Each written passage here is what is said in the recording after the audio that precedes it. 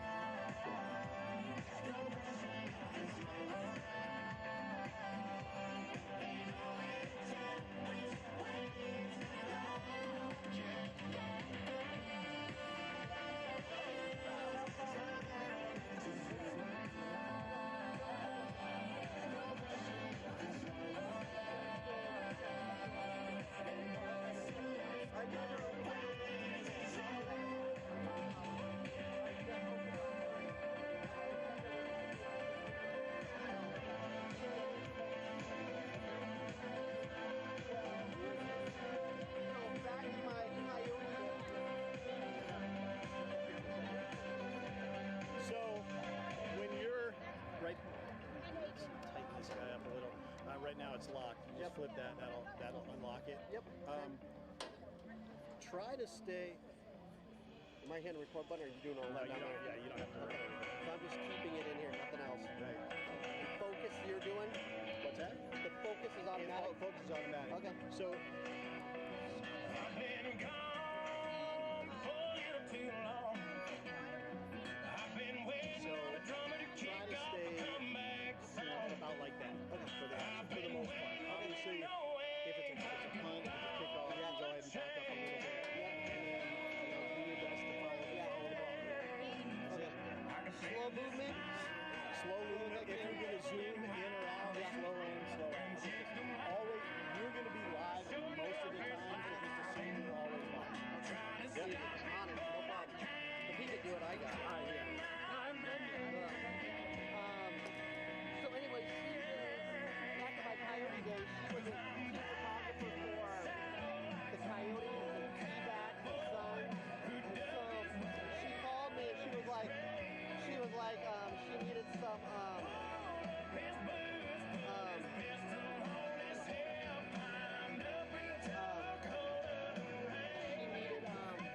some work done in her house, and she felt like,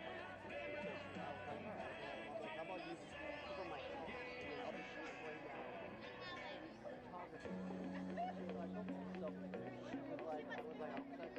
My name is David Lotzenizer, Superintendent of the Higley Unified School District. I want to to take a moment to update you on important developments regarding school funding. As many of you know, the maintenance and operation override continuation did not pass in November of 2024. As a result, we've had to cut $5.1 million from the budget this school year, with another $5 million in cuts planned for next year unless action is taken. To address this budget shortfall, the governing board has called for a 15% override election. If approved, it would prevent further cuts and restore funding to our schools. Through surveys and meetings, we've gathered input from staff, parents, and the community to help prioritize programs, and will continue to do so as Phase 2 funding cuts approach. The override funding will support elementary specials like art, music, and library, as well as class sizes, electives, and extracurriculars, and teacher salaries. Visit husd.org/election to learn more and share this information with others. Higley is an A-rated district with exceptional educators and award-winning programs, and we want to continue providing the quality education our community deserves. Together, we got this. Okay. She doesn't, I need her to, it's just like, it's mine. Okay.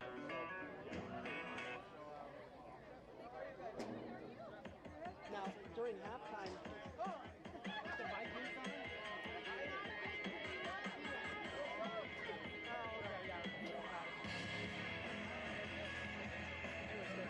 During halftime, and I was recording, focusing on these things, you know.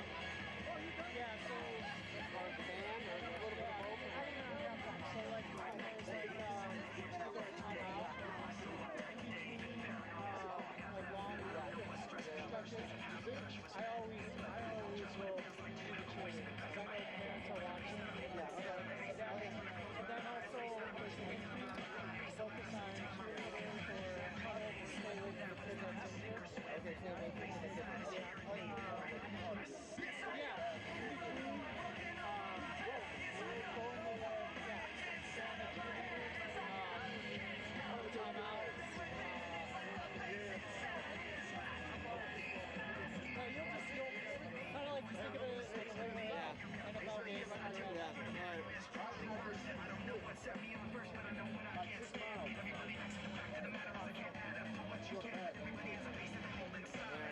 stay away from the kids that's injured.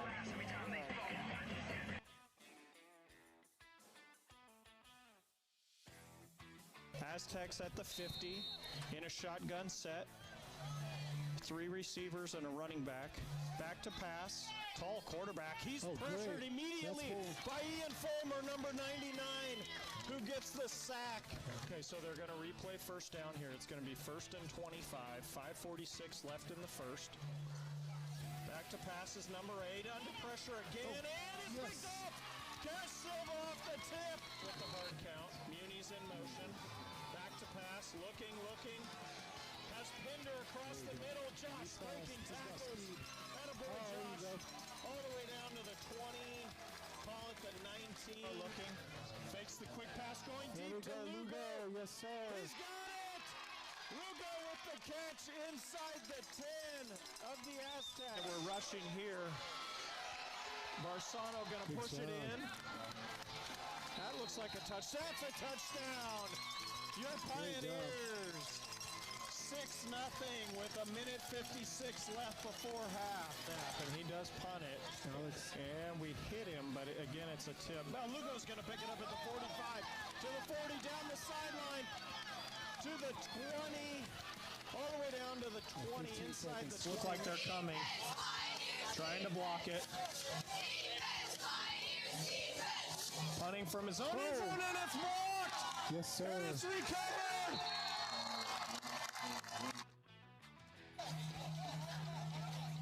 Aztecs going to stay in the same formation. Number 8 in the gun, back to pass, looks left. Picks off! Number 21. Flick steps in front of the receiver and picks it off. Formation. Back to pass. He's under pressure and he's going to be sacked. Ian Fulmer. Step off the line. Handoff again to Morgan, following Jalen Smith, bounces off a defender to the 10 to the 5. Brendan Morgan earlier. Marsano gives it to Morgan again up the middle, bouncing off and down to the 1. Wow, Morgan dodging 3 and down. Dodging and bouncing off 3 tacklers. They hand it off to Morgan to finish off. The same formation here.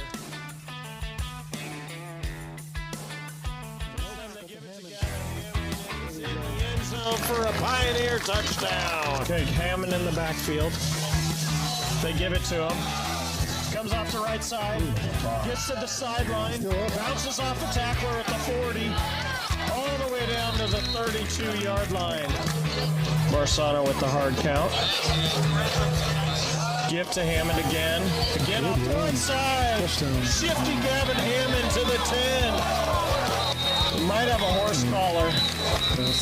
Flags come in right where Hammond was tackled at the 10. Great run by Gavin. They give it to Gavin at the middle, and he walks in. Touchdown. Morgan off the right side. Morgan's going to get into the end zone. Touchdown, Pioneers. The finishing touches. Great job by Brandon Morgan, number 26, running hard and breaking tackles. He dropped it. Pioneers do recover the formation here. So, hey, what a game.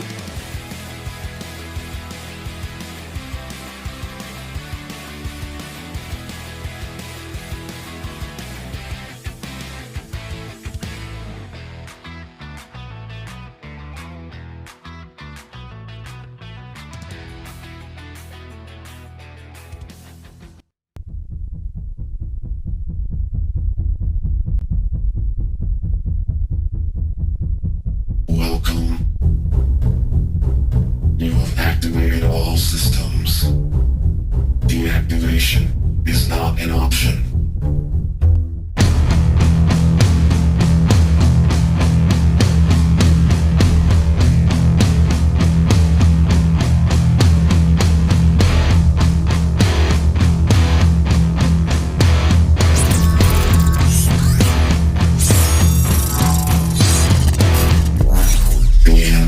Is where we begin.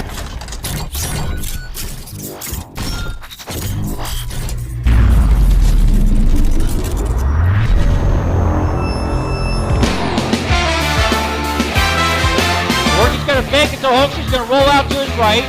Misses the tackle, puts it deep. Oh, look at this. And complete to number 25. Aaron Down Rowland. The 20, the 10, the 5. Touchdown. There you go.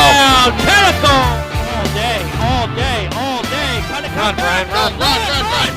Nope, there it is, there it is. Seven, 8 and Move. Move. There's Gillis Ross. Oh my God! Goodness! Wow! One-handed, incredible. That is one of the greatest catches I've ever seen.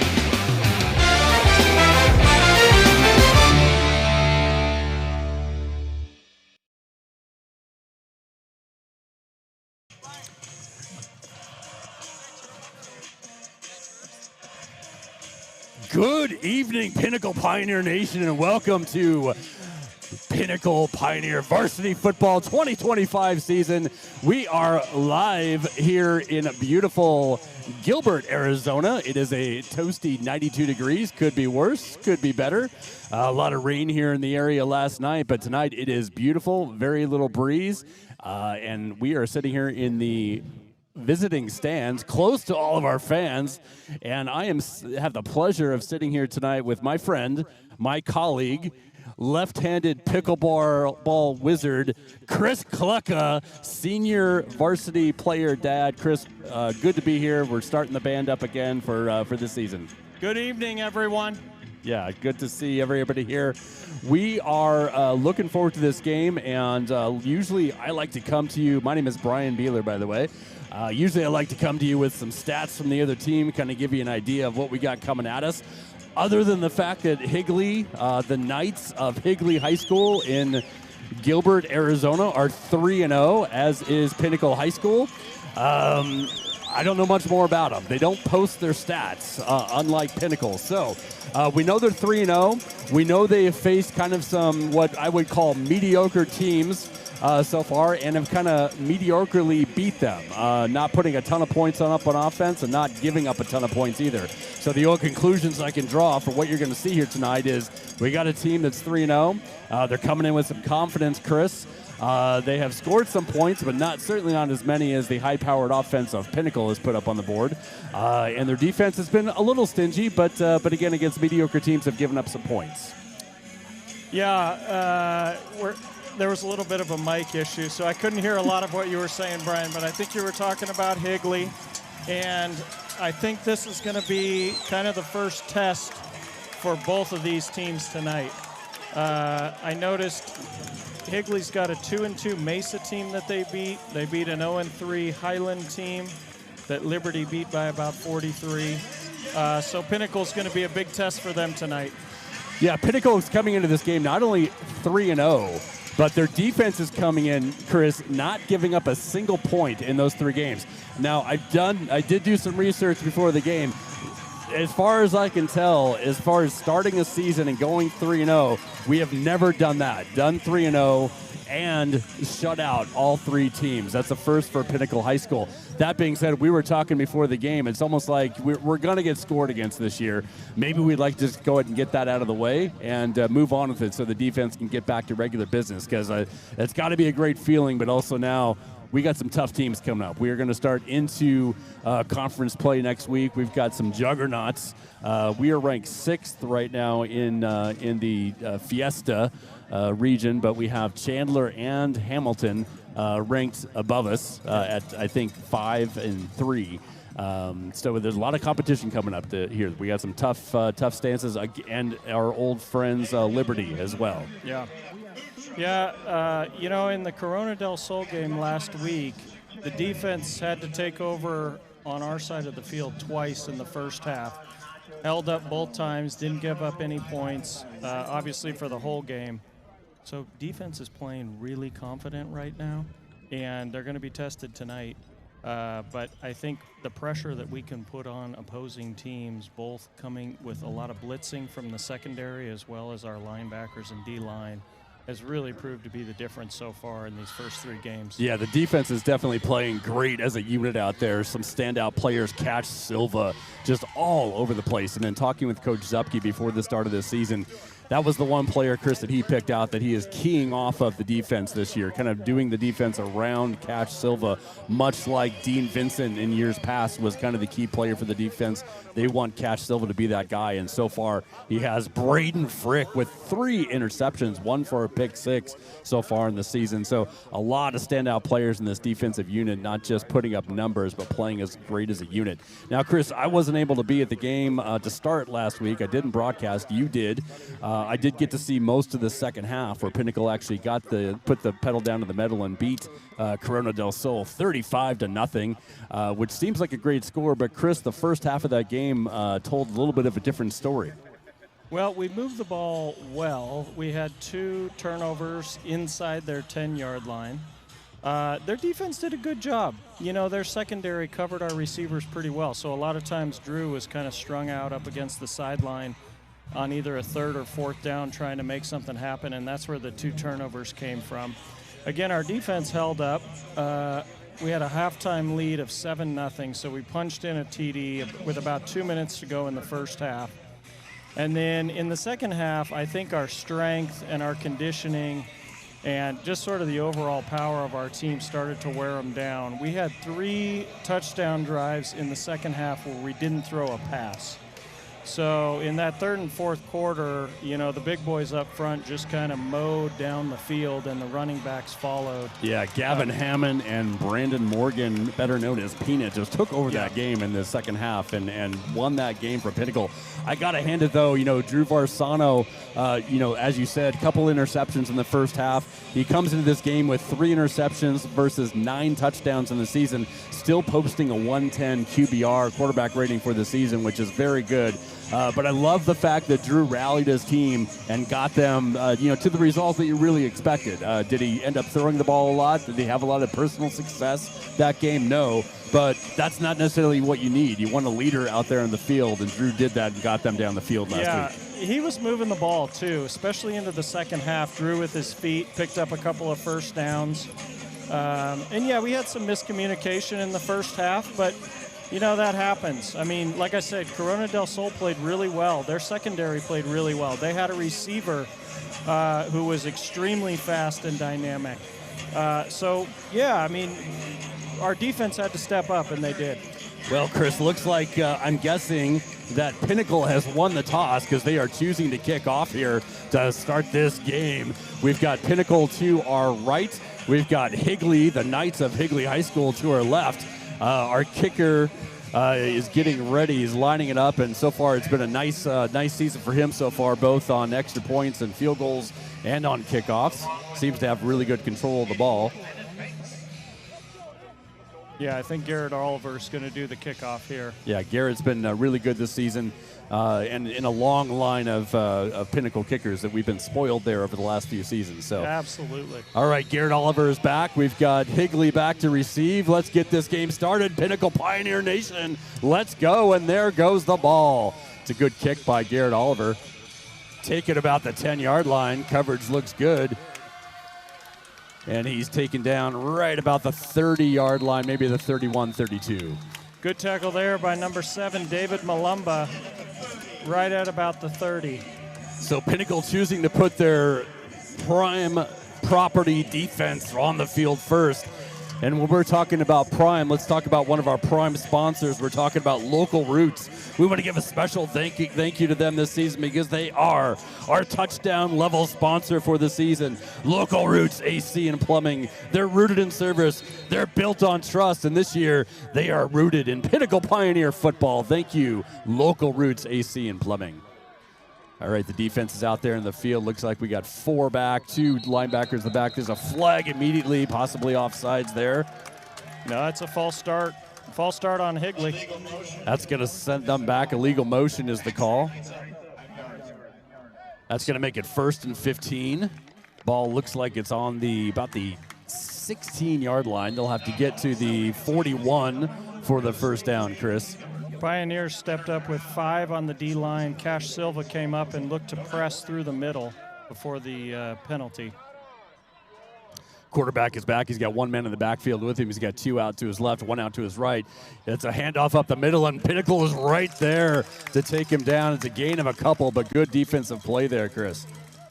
Yeah, that looked like number 17, Aiden Ramos, coming up and making the tackle in the middle of the line. Yeah, Aiden Ramos and Ian Fulmer, number 99. You're going to hear them called a lot, along with 0, Cash Silva. Those 3 have been anchoring the defense on tackles and sacks this year.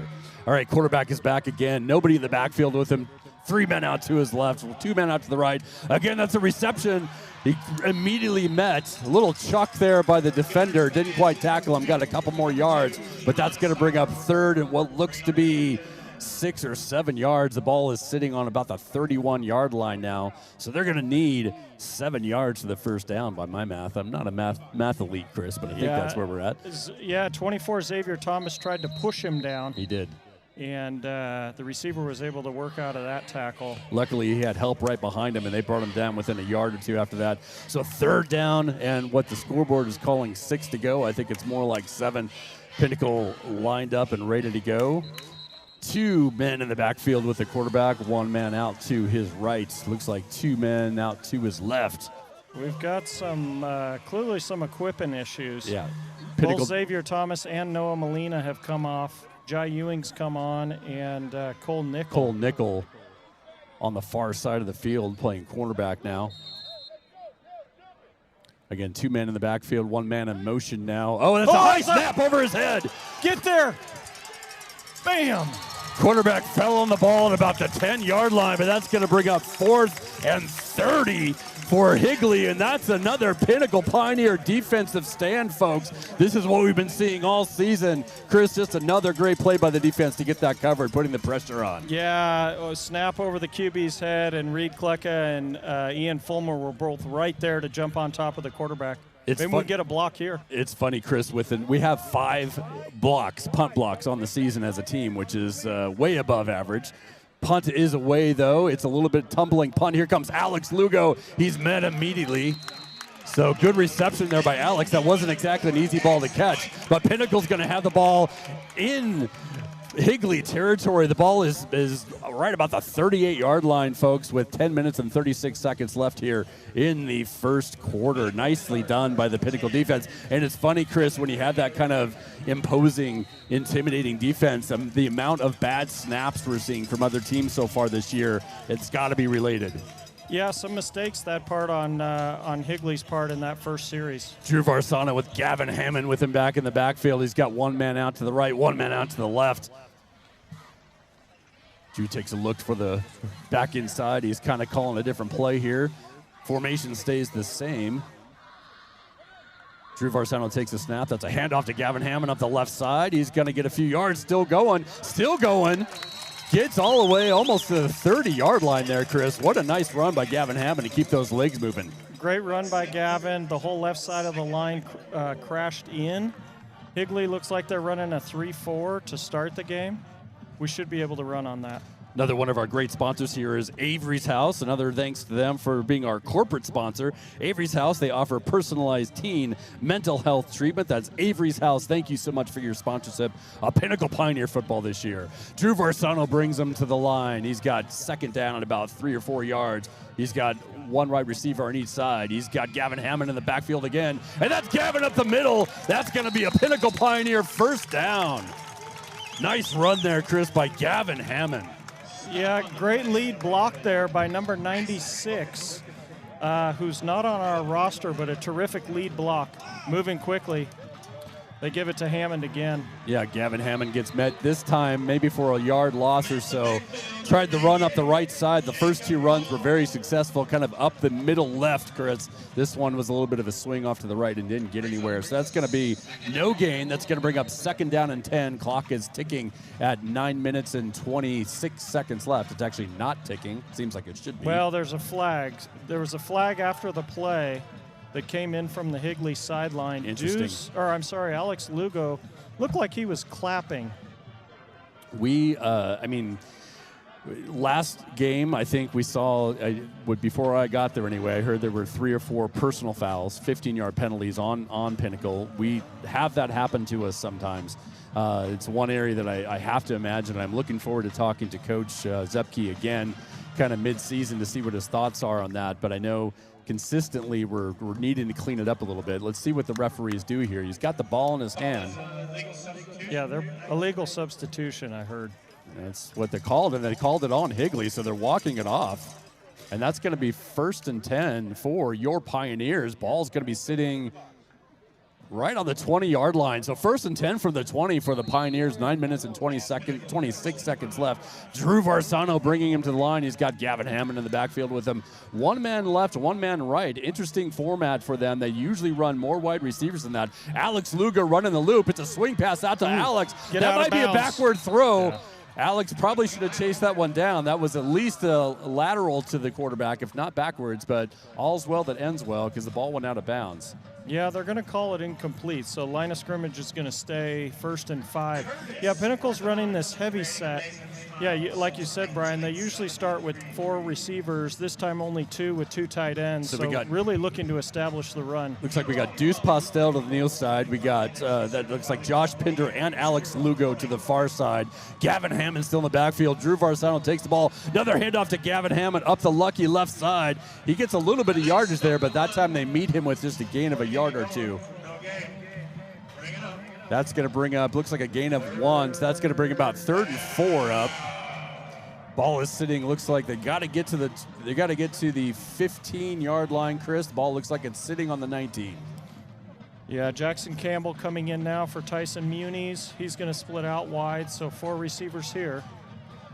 Typical Pinnacle set here. They've taken a lineman off or a tight end out. They've got Gavin Hammond in the backfield with him. 3 wide receivers to Drew Varsano's left, and as you said, Jackson Campbell out to the right. We've got Drew Varsano looking downfield. He lets it go. He's got Josh Pinder for a first down. Really good good throw by Drew. Got the ball out quick to his biggest receiver, who was just sitting in the gap. Yeah, Drew Varsano is a mostly pocket quarterback, and this line is doing a good job of protecting him so far this season and so far tonight. Drew rolling out. He's going to Alex Lugo off the fingertips again. Similar kind of opposite direction pass that they missed on the last drive or the last series there. So Alex is coming out there. It's going to bring up 2nd and 10. Yeah, they tried a wide receiver screen with Alex as the wide receiver coming up underneath Pinder and Jackson Campbell. But, yeah, just off Alex's fingertips. So Drew's bringing him to the line. We got one receiver out to his left. Everybody else is in tight, including Gavin Hammond right behind him. That's a handoff to Hammond. He's up the left side. He's got some room. Gavin. He's pulled down from behind. That looks like a horse collar, Chris, but they did not call it. I think they had his shirt. It looked like his shirt from here. It was close. He got drugged down from behind. That was a good stop anyway. That's going to bring up 3rd down. Ball looks like it's at about this 7-yard line. They still can get a first down without scoring a touchdown. So they've got about 7 yards to go with the first down. The ball is on about the 8-yard line. This is the play we had trouble with in the Corona del Sol game right down here, Brian. So if Drew's going to roll out to his right, this is where he was having trouble. This time it's a handoff. No, Drew keeps it. He's rolling. He finds a man. He's got a touchdown to Josh Pinder. Attaboy, Drew. Very good. Now, he did not roll all the way to the sideline like he was having trouble last time. He took a couple steps to his right there, Chris, found Josh Pinder in the end zone and fired it in there. Yeah, great pass. And again, Josh just kind of sitting in the zone there in an open spot. Yeah, great job by both Drew Varsano and Josh Pinder there. All right, that brings up our kicking team. Shifting into motion here. Extra points have been pretty reliable this year. We had a couple misses in the first game against Corona del Sol in beautiful Albuquerque, New Mexico. There's the snap. The ball is down. The ball is up. The ball is good. That brings it to 7-0 for your Pinnacle Pioneers over the Higley Knights with 7 minutes and 28 seconds left. Let's talk about a few more of our sponsors here, Chris. North Valley ENT, we've seen their name. Chris and I have been broadcasting together, I think, for off and on for 4 years now. North Valley ENT is a consistent sponsor. They're North Valley Ear, Nose, and Throat. Hear, breathe, live better. Your trusted ENT specialist. How about Saba's Mediterranean Kitchen? They are spreading hummus, not hate. That's Saba's Mediterranean Kitchen. That's an interesting tagline they chose there. I love that one. Clayco Incorporated, also a longtime sponsor. The Art and Science of Building. That's Clayco Incorporated. And the Kimberly Lowe Group, how about them? They're always around Pinnacle Pioneer football. Certified luxury home marketing specialist and residential real estate in Scottsdale and North Phoenix. They are the top 1% in AZ. That's the Kimberly Lowe Group. Well, I like what we did on that first drive, Brian. Really like us trying to establish the run early, especially with Gavin, who's more of our bruising back than Peanut. So, yeah, I mean, really can't ask for more. Posing stadium. I settle the crowd early. Chris, we haven't talked about this because we haven't broadcast together yet, and that kick goes well into the end zone. I love this mix-up on running back, and Coach Zupke tried to talk to me about it before the season started. I've always been a big Gavin Hammond fan. Hadn't seen much of Brandon Morgan on JV last year, heard about him, but boy, is he dynamic. He's electric. Yeah. He's electric. He runs hard. Yeah, he runs just hard. Just like Gavin, they don't let their feet stop moving. But if he gets into a little bit of open space, that Peanut has some moves that he will put on people that will just break some ankles out there, Chris. Yep. So it's a great combination between those two. And then plus we are just deep at wide receiver as well. All right, here we go. The defense, our vaunted defense, still no points given. It's on the field. We got 7 minutes, 28 seconds left here in the first quarter. Quarterback is handoff up the middle. Pretty good yardage there. Needs to get to the 30-yard line. It looks like he got up to about the 27. I think number 21, Braden Frick, came up and made the tackle from his safety spot.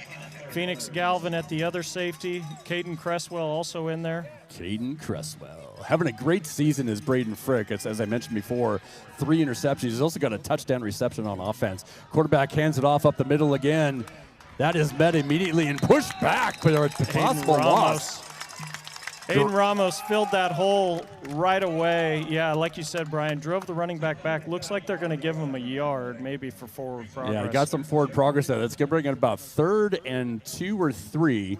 Ball looks like it's sitting on the 28-yard line, so we're going to call it 3rd and 2.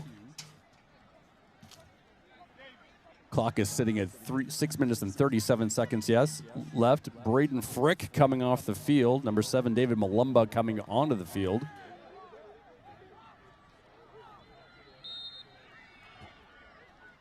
Quarterback is at the back. He's got one man in the backfield with him. It's another handoff. Not a lot of throwing here tonight. That is met immediately. It doesn't look like he's going to get the first down, but that was a great effort by that young man. He got close to the 30 there, Chris. We'll see where they mark it. That's going to be close to first down. Yeah. The referee on our side is counting him about a yard short, though. Yeah. Cade Higley and Ian Fulmer with the tackle there. Yeah, he is a yard short. That ball is sitting on the 29, so we'll see what they go. It's going to be 4th and 1. Clock is ticking. They're going to move quickly. Yeah, they're coming right back to the line. Looks like we got a little tush-push action going on here, and that's a flag. That's got to be an offsides. Well, I was thinking false start on the offense. False start is what I meant. Thank you. But it actually wasn't offsides on the D.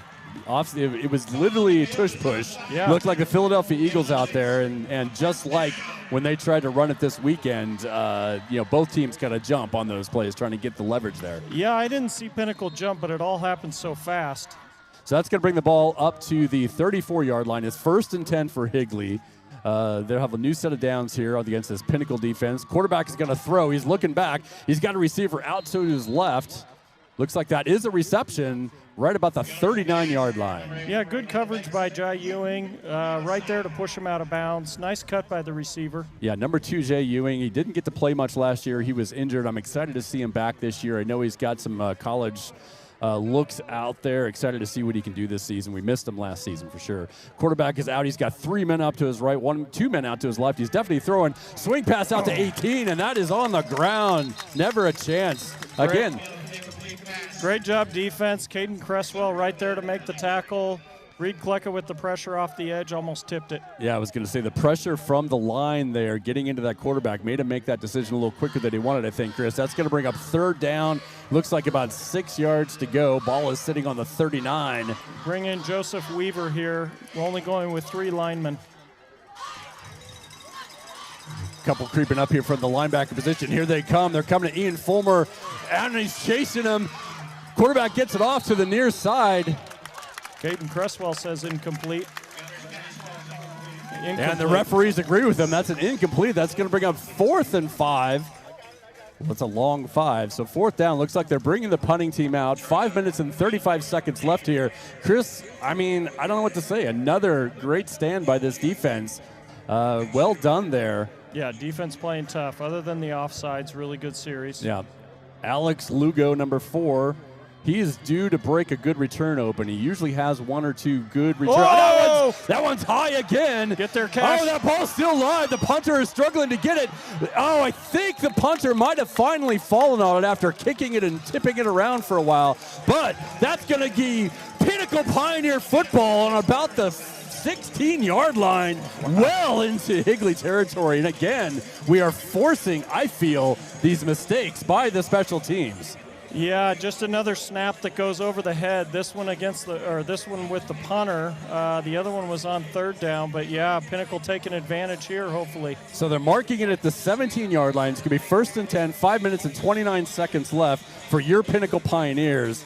Let's see if they can grow. Again, we go with our 2 tight end set here with Muniz in and number 96. Drew Varsano looks like he's still got Gavin Hammond in the backfield with him. He's got 1 man out to the right. He's got Drew, it looks like Josh Pinder on the close side here to his left. That's a hand. Oh, no, it was a pass, but Drew immediately put that on the ground. I'm not sure where he was trying to throw that. I think his arm got hit. Right as he was trying to release it.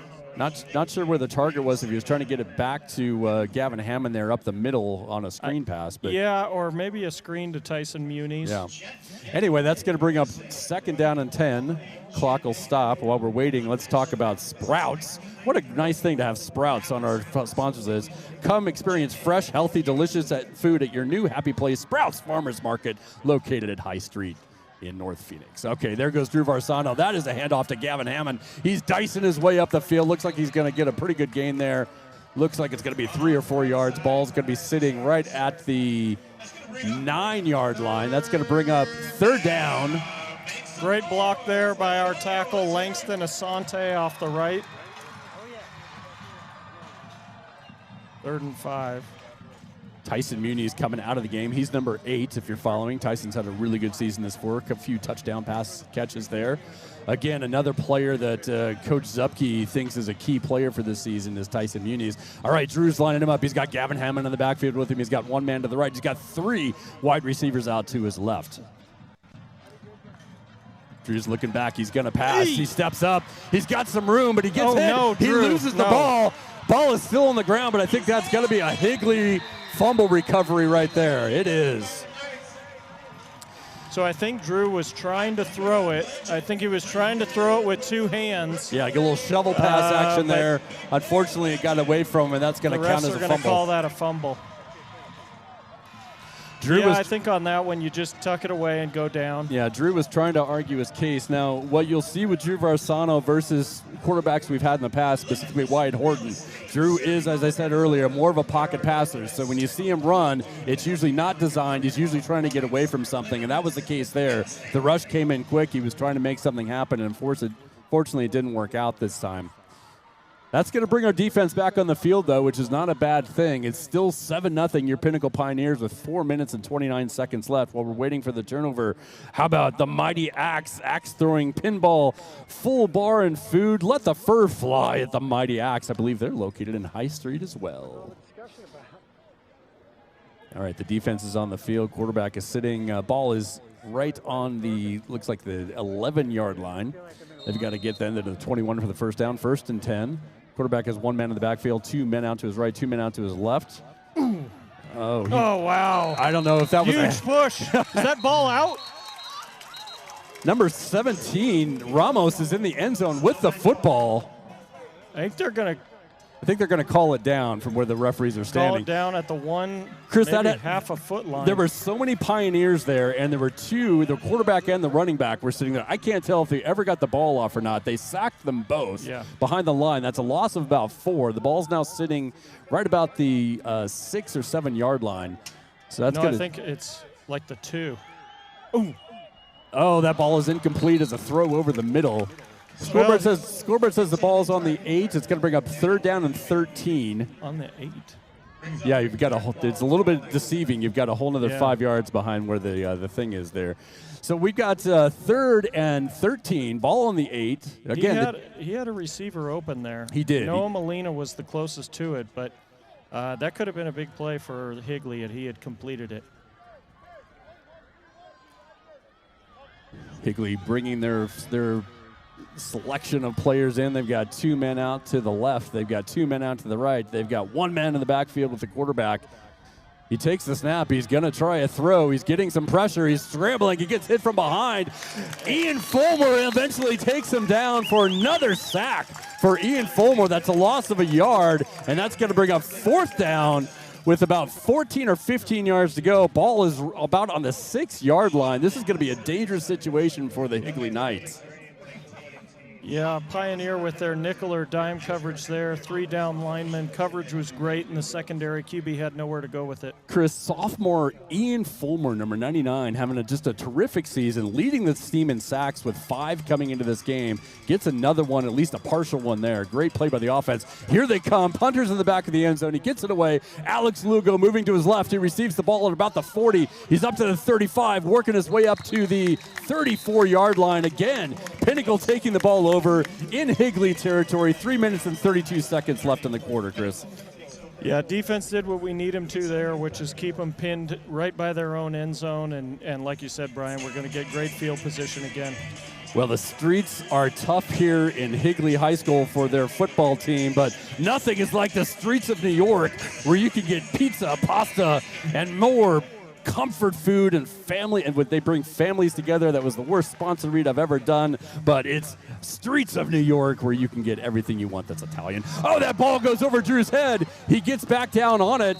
A lot of mistakes here tonight on both sides now. That ball was snapped and went right over Drew Varsano's head, right off of his fingertips. Luckily, he had the peace of mind, the state of mind to get down on it, but that's going to bring up second down.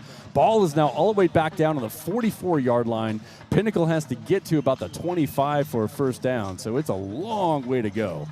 We haven't seen that much this year, Brian. The snaps have generally been really good. No, between the fumble, which is the first fumble loss we've had all season, Chris, and that potential snap, we haven't seen those kind of mistakes. But again, Pinnacle had not lost a fumble till that one on the last possession. Drew Varsano has Gavin Hammond in the backfield with him again. He's got 2 men out to his right. He's got 1 man out to his left. He's got a man open there. I think that's Tyson Muniz with a nice route and a nice catch there. That is number 8, Tyson Muniz. Tyson Muniz. Also, Deuce went down on that play. Thought there could have been a flag, pass interference, or holding on the cornerback guarding Deuce. Deuce Postel, number 1. Little physical action out there. He's still out there. We got Josh Pinder far out to the right. Third and 15. Got Lugo out to the left here. We got Gavin Hammond in the backfield. Drew Varsano getting ready to take the snap. This is 4-down territory for the Pioneers, so any gain here will be good. Heavy rush. Drew Varsano gets rid of it. It's a screen. He's got Gavin Hammond. Gavin Hammond is still going. He's got a first down and more. He's getting ridden out of bounds. Close to a penalty. It looked like the ref wanted to throw it, but eventually the Higley Knight let him go. What a great play. That Drew Varsano went back and back, looked like he was in trouble with the design screen, and Gavin Hammond stood in there. And we overthrew that play last week, completed it this time for 20. Drew Varsano back again. He's got a receiver on the left side. That's Gavin Hammond again. Off of first down, that's going to bring up. They're going to say he was out of bounds. They did not call that in. That looked pretty good from here, but we are pretty low tonight. Hard to get the angle. So by the referee's call, that's going to be second down and 10. The ball is now sitting, folks, right about the 21-yard line. It's second and 10. Clock is at 1 minute and 52 seconds left in the quarter. What a great third down conversion on 3rd and 15 for Drew Varsano. Terrific Gavin play Hammond. call. Yeah. Terrific play call. Smart by Drew. Way to hang in there. All right, Drew Varsano's back. Gavin Hammond in the backfield with him. He's got 1 man to his right, 1 man in motion. That's Alex Lugo. Drew Varsano with the quarterback keeper up the middle, takes down the ref, and he is in the end zone. A rare designed run, Chris, for Drew Varsano, and boy, was it successful. The only person in his way was the middle referee. Yeah, I think number 74, Michael Laufenberger, pulled. He faked the handoff to Gavin, and it was wide open for Drew. Open for Drew Varsano. Could have driven a truck through it. Yeah, and again, that referee, it was the only thing that could have taken Drew down there, and he almost did. Referee won on his back. We hope he's okay. This is going to be a kick here again for the Pioneers. Like to line up on the side and shift it over. We got our kicker, Garrett Oliver, lining up again. He's perfect on the night. Yeah, really good play call. Love to see that. Love to see Drew get in the game with his feet. Ball is up. Ball is good again. Garrett Oliver perfect on the night on extra points, and that brings it to 14-0 with 1 minute 45 seconds left in the quarter. What a nice start to this game, Chris, on both sides of the ball. Even with the turnover on offense, we're still looking really good. Yeah, Pinnacle working with short fields all night, able to convert 2 for TDs. All right.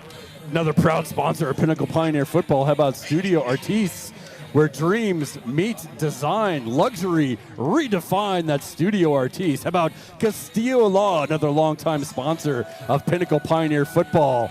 Castillo Law, criminal defense. Your best defense off the field is Castillo Law. How about Bluestone Energy Group? They're serving tribal nations throughout the U.S. That's Bluestone Energy Group. And Weems Asphalt. They drive on their reputation. That's Weems, W-E-E-M-S, asphalt, for all your asphalt needs. All right, as I said, 14-0 Pioneers with 1:45 here left in the quarter. Good performance so far. Again, this defense looking just unbeatable, Chris Cluck. I don't know what to say about it. Well, and I just love both those plays, the screen to Gavin and the and the design run for Drew. Both of them, they've seen Gavin Hammond enough, so there was enough pressure on Drew on the screen, and then again, that fake worked brilliantly. But really, the composure of Drew Varsano to sit there and run back with 3 men chasing him and complete that pass was really impressive. That's the kind of step-up leadership on the field that he's going to need to show to keep this team going on this streak that they're on. Yep. We haven't talked about it tonight. You know, we've got, transfer quarterbacks sitting in the waiting. This is Drew Varsano's team to lead, according to Coach Zupke. But we got some amazing, just incredible depth at quarterback this year. But we're excited what Drew's doing so far this year, and we're looking to see what he can do next week when we get into some league play. Which will be very interesting this year. We got a new league. He's under pressure again. Quarterback's keeping the ball up the middle. Good run. That's their biggest gain all night. He gets all the way up to the 35-yard line. That's a gain of 15 yards for the quarterback. Yeah, D-line almost over pursuit at that point. Sean Anderson in, number 44 now.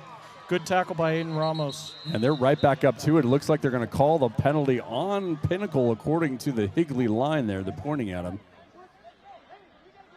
Looks like we got an offsides against the D-line. Move the ball up 5. All right, so we got 1st and 5 now. Ball is sitting on the 39-yard line. Higley still in their own territory. Clock is at 1:20 and ticking here in the first quarter. Quarterback is looking. He's going to pass. He's got a lot of pressure. He's got a man open down the field, and he just overthrows him. That ball could have been caught right off the fingertips. He got a hand on it, Chris. Yeah, receiver got behind us there. Braden Frick and Jai Ewing both chasing him. He did get a hand on it. Would have been an amazing catch. Yeah, he really had to stretch out for it, but he got a pretty good hand on it. Could have had it, but that would have been a tough catch. Anyway, that's going to bring up 2nd down and 5. 1 minute and 13 seconds left here in the first quarter. Yeah, not surprising to see Higley try to go deep on a short 1st and 5 play. Yeah, try to get some yards in this Pinnacle defense. Try to break up this streak they got going here. Quarterback has 2 men out to his left, 1 man out to his right, 1 man in the backfield with him. Takes the snap. It's fumbled. It's on the ground. Looks like the running back picks it up. That ball immediately hit the quarterback's hand and bounced straight forward. Luckily, the running back was already running there, fell right on it, but that's going to be a loss of a couple yards. That's going to bring up the 3rd and what looks like 7 yards. Ball is now. Cade Higley covered him up quickly. Ball's now sitting on the 37-yard line. And they've got to get to the 44, it looks like. 7 yards to go. Quarterback takes a snap. He's going to pass. He's looking back. He's under pressure again. They're chasing him down. Here comes Caden Cresswell, and he forces him out of bounds. Caden Cresswell coming all the way around the left side of the quarterback, chases him down from behind into positive territory, but that's going to be out of bounds, and that's going to bring up another 4th down within their own territory. Looks like they're calling him out actually sooner than it looked. He must have stepped out of bounds. That's going to be up 4th and 5, Chris. 4th and 5, dangerous play here for Higley. Looks like they're bringing on a punting team. They shuffled in a lot of players. We got Alex Lugo for the Pioneers back. He's standing about their own 30-yard line. This might be potentially the first possession that they'll take into their own territory, but we'll see how Alex Lugo reacts to that statement that I just made. Punter is back. He's got 3 men guarding.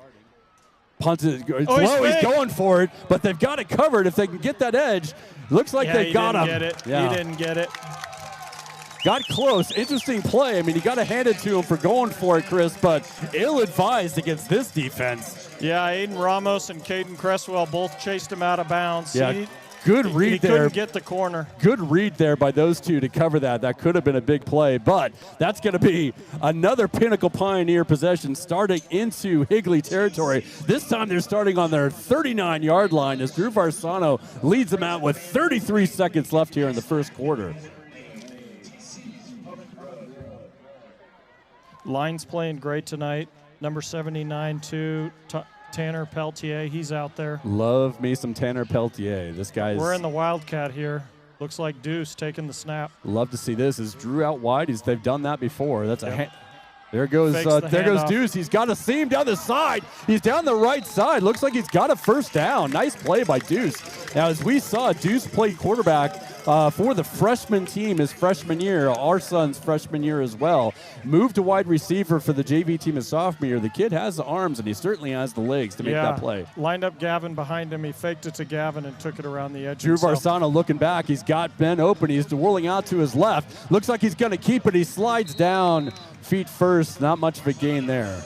Didn't see what he liked. I mean, good smart play not to get rid of it. You can see instant learning potentially from last week in the first half there. Yeah, smart play by Drew.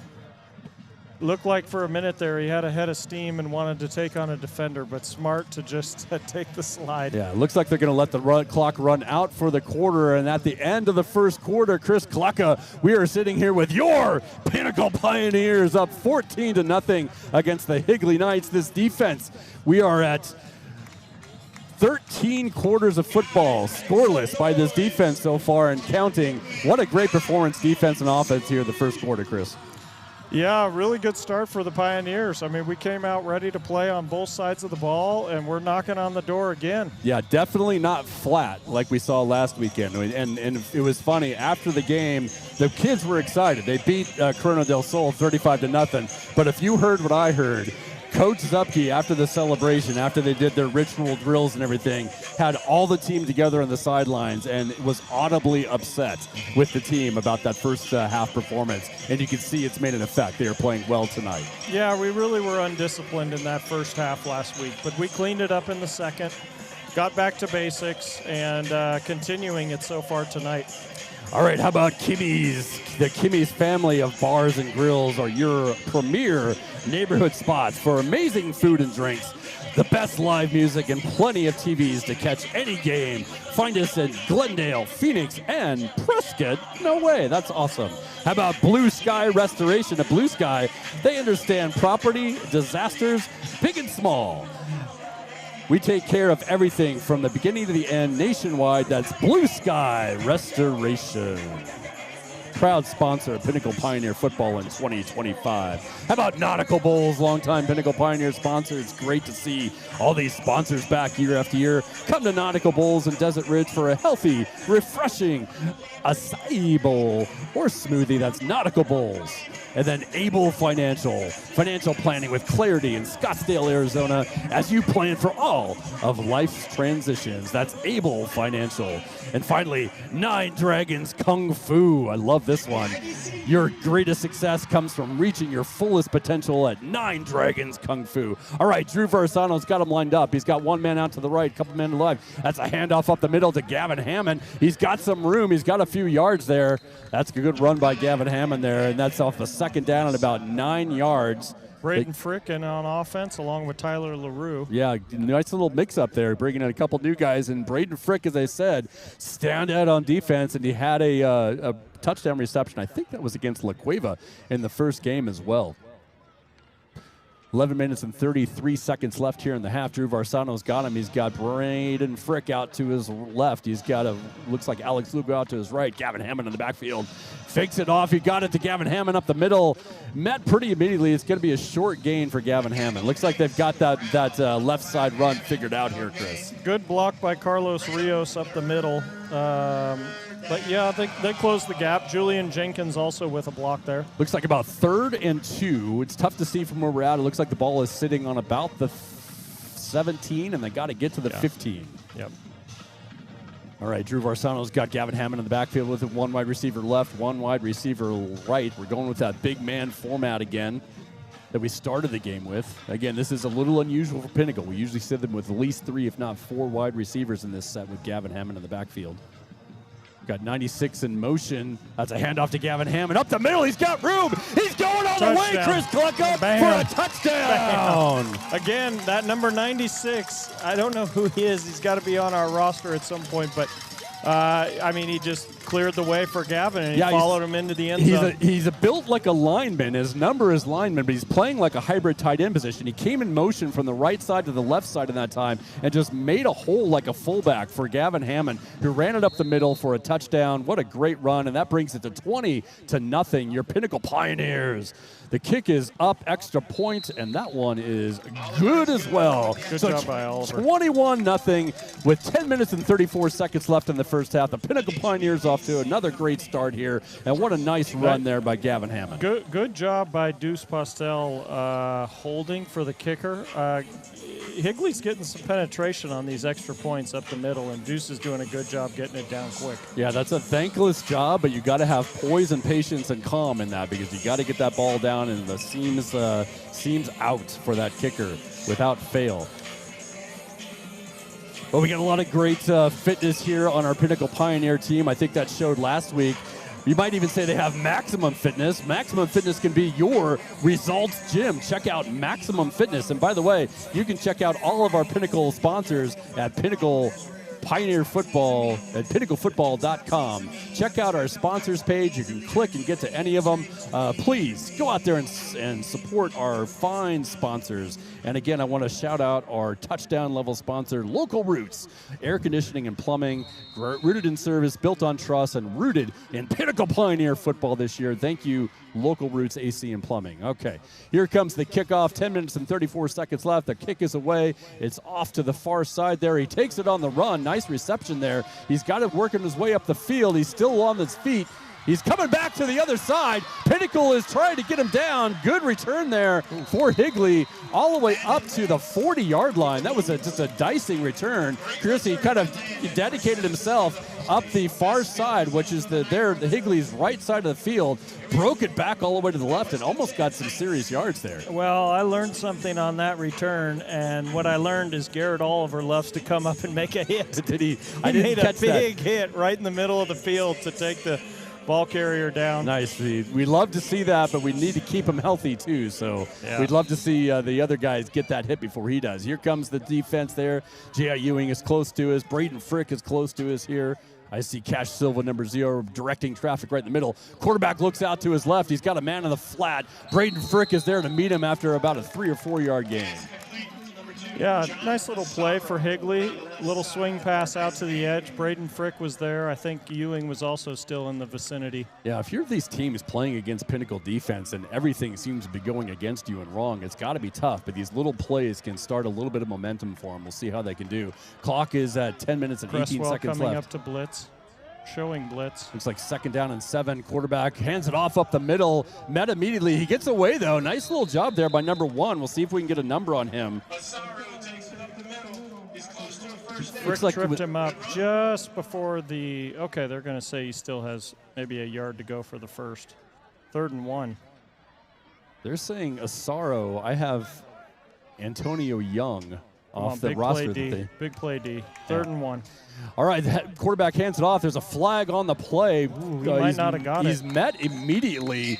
Oh, they're going to give it to him. He had to get to the 50-yard line of gain. It looks like the referee from the far side is coming in right down the 50-yard line. We'll see what that penalty is. That was thrown right after the snap of the ball. Might have been holding. Cade Higley and Hayden Franklin on the tackle.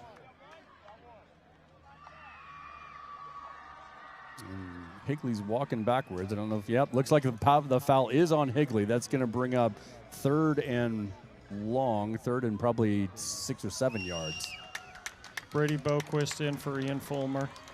3rd and 6. Yeah, looks like big play here. 3rd and 6 or 7. Big play for Pioneers. Line of gain is right around the 50-yard line that they need for a first down. Quarterback is alone in the backfield. He's got 2 men to the right, 2 men to the left. Dropping back. He's got a lot of pressure. That ball looked low. I'm not sure it got to the receiver. Caden Cresswell again giving the no good signal. Looks like the referee is calling it a catch, though. Braden Frick on the coverage right there to make the tackle. Can't tell if no. Looks like that was incomplete. No, that was complete. Yeah, that's what it looked like from that referee's perspective. But so it's 4th and 2. Looks like they rolled out the punting unit. They definitely changed some personnel. Alex Lugo's on the field. I hope Pinnacle's counting players. Watch the run again. Yeah, I don't think they planned on having the punting team out there. This time the punt is away. Here comes Alex Lugo up at about the 16-yard line with a fair catch to catch the ball. So Pinnacle Pioneers are finally going to get a taste of their own territory in this game. The first time that they've had the ball on their side of the 50-yard line in this whole game, Chris. Yeah, I'm curious to see Higley punt on that one. I'm not sure the coaches realized it was only 4th and 2. Yeah, I thought the pass was incomplete. May have thought too. that was incomplete and ran the punting team out there. I'm not sure we were ready for it either because we had to run Alex Lugo out there at the last second. All right, 1st and 10 for your Pinnacle Pioneers. Ball sitting at about the 16-yard line. Looks like it's marked at the 17. Clock is at 9 Number minutes 80, and 30. Amari Davis out there. Clock is at 9 minutes and 34 seconds left here in the first half. Drew Varsano's still has Gavin Hammond in the backfield with him. He's got one man wide out to his left. And that's a handoff up the middle to Gavin Hammond again, just being a workhorse tonight. Gets about 4 in the play up to the 20-yard line. Haven't seen Brandon Morgan tonight. I'm not sure if there's an injury going on there or if they're just taking a little bit of different tactic. In past games, Chris, it's been kind of a 2 series or 1 series between the two running backs. Trying to see if I can pick up. I don't see Morgan. I was going to say, see if I can 26, pick him up on the sidelines. But I didn't hear of an injury before the game. Drew Varsano has Gavin Hammond in the backfield with him. 1 man out to his left, 2 men out to his right.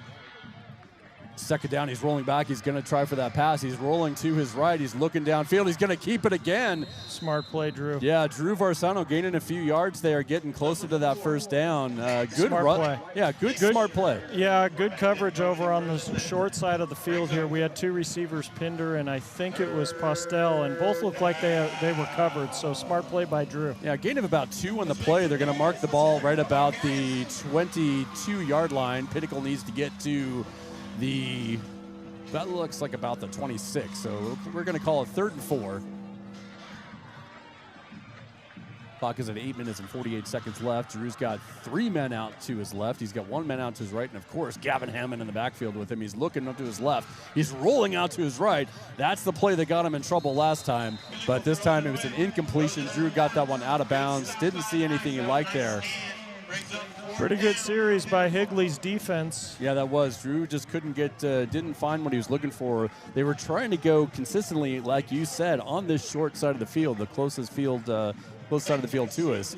Not a lot of room over there, and didn't find what they liked. Yeah, so they stuffed Hammond on the first down, and then, we didn't really have much on 2nd and 3rd. All right, 8 minutes and 43 seconds left here in the first half. We're going to get some punting action here for the first time this game from the Pioneers. This punter likes to roll out a little bit when he punts. I don't know if you saw that last game, Chris, but he likes to kind of get the ball, read the defense a little bit, and maybe roll out a little bit. A little bit of a rugby kick. Yeah.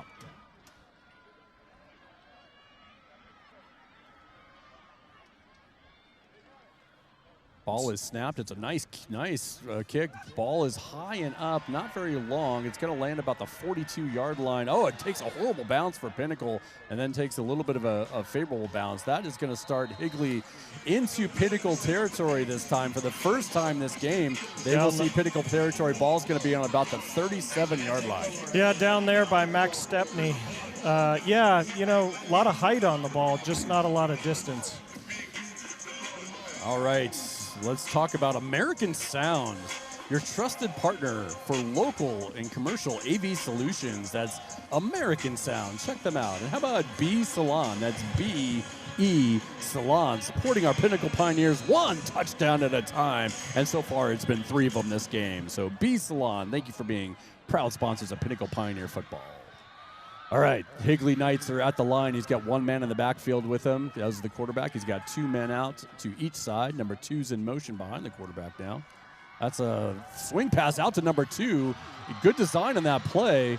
He's brought down after a pretty decent gain. He got it right up to about the 30-yard line. Yeah, almost tipped by Brady Boquist. Number 72, Luke Gazier, also in. Boy, they're running quick, and there's a flag. Yeah, they were running back up to the line quick. Pinnacle was doing what they like to call in hockey, a little bit of a line change with Gazier and Brady Boquist running off the field. We'll see if they got off in time. That's a maybe designed play by them to try to catch Pinnacle in transition. The ref is pointing to the Pinnacle sidelines. I'm just guessing. We don't get calls from the field, so it's hard to tell what they're talking about or what they mean sometimes, but it looks like they're discussing whether Pinnacle got off the field in time. Without the penalty, it is looking at 3rd down, but they are moving the chains. It looks like they're going to give Higley a 5-yard penalty there, and that's going to bring it 1st down. Yeah, the Higley coach just declined whatever the penalty was. Legal substitution. Yeah, legal substitution. Yeah. Didn't quite get the players off there, so that's going to be 1st and 10 for Higley. They're well into Pinnacle territory for the first time, not by any kind of offensive magic. It's ball sitting on the 24-yard line. Quarterback is back. He's going to pass. He's looking. He's getting some pressure. He's got a man over. That's number 2. And he got down to... Happy we didn't get a flag there. Ian Fulmer, that was a little close to roughing the passer. Yeah. Looked like a little bit of a hold, too, on the way in. Higley going right back to it, trying to catch Pinnacle off guard, but nothing doing. Now they're talking about what they're going to do. He's got a couple men out to his right, one man out to his left, man in the backfield with him. That looks like a handoff up the middle. No, the quarterback kept it, and he is just brought down. Right there. Yeah, Ian Fulmer is just going to be there with that quarterback every time he makes a transition or a handoff. Yeah, we can't substitute when they're running quick. They've got the tempo down when they want to go. No huddle. Yeah, that's going to be a loss there. Another sack for Ian Fulmer on the season there. That's going to bring up 3rd down. Looks like about 3 or 4 to go. Ball is marked around the 17-yard line.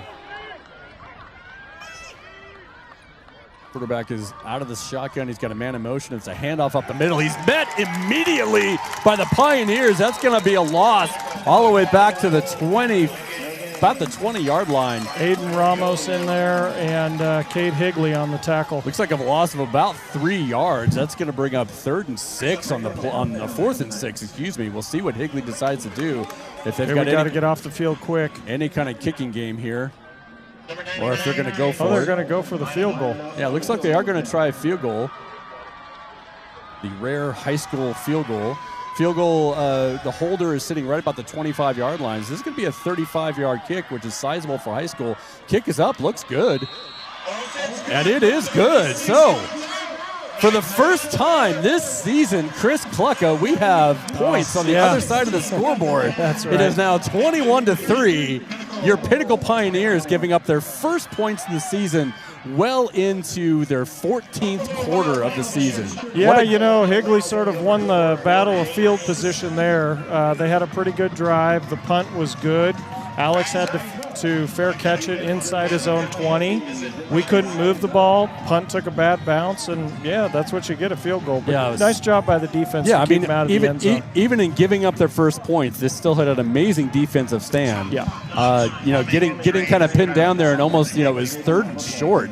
And then getting a great play to bring it back to field goal range. So the streak is over, and what a streak it was. Pinnacle Pioneers holding it scoreless through almost 14 quarters to start their season. But we're going to start a new streak right here. 6 minutes and 16 seconds left. It's 21-3. Your Pinnacle Pioneers ahead. I'm guessing we got Deuce Postel and Alex Lugo standing back at about the 5-yard line to receive this kick.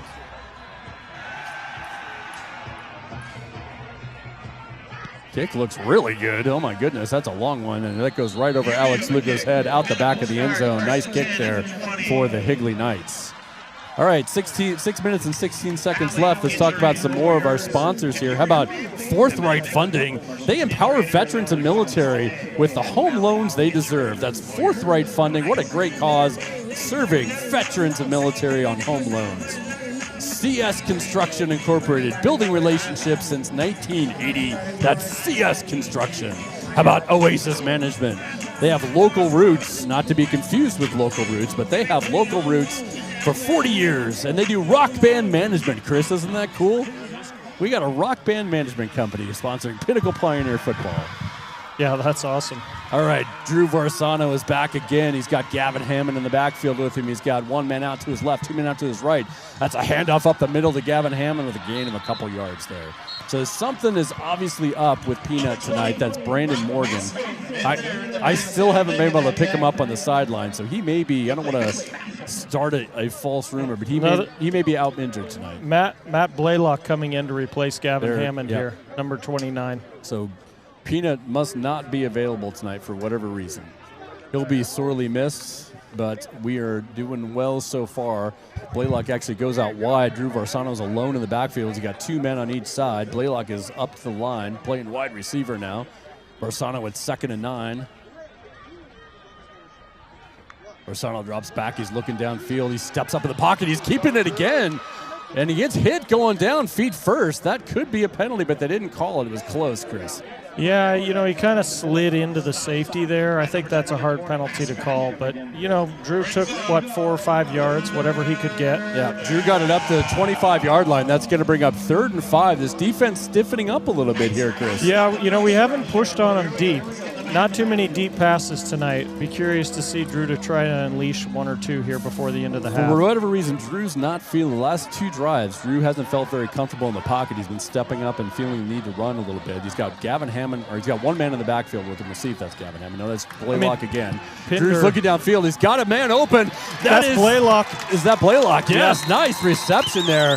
Got separation down the field. That is Matt Blaylock, and that's going to be a Pinnacle Pioneer first down.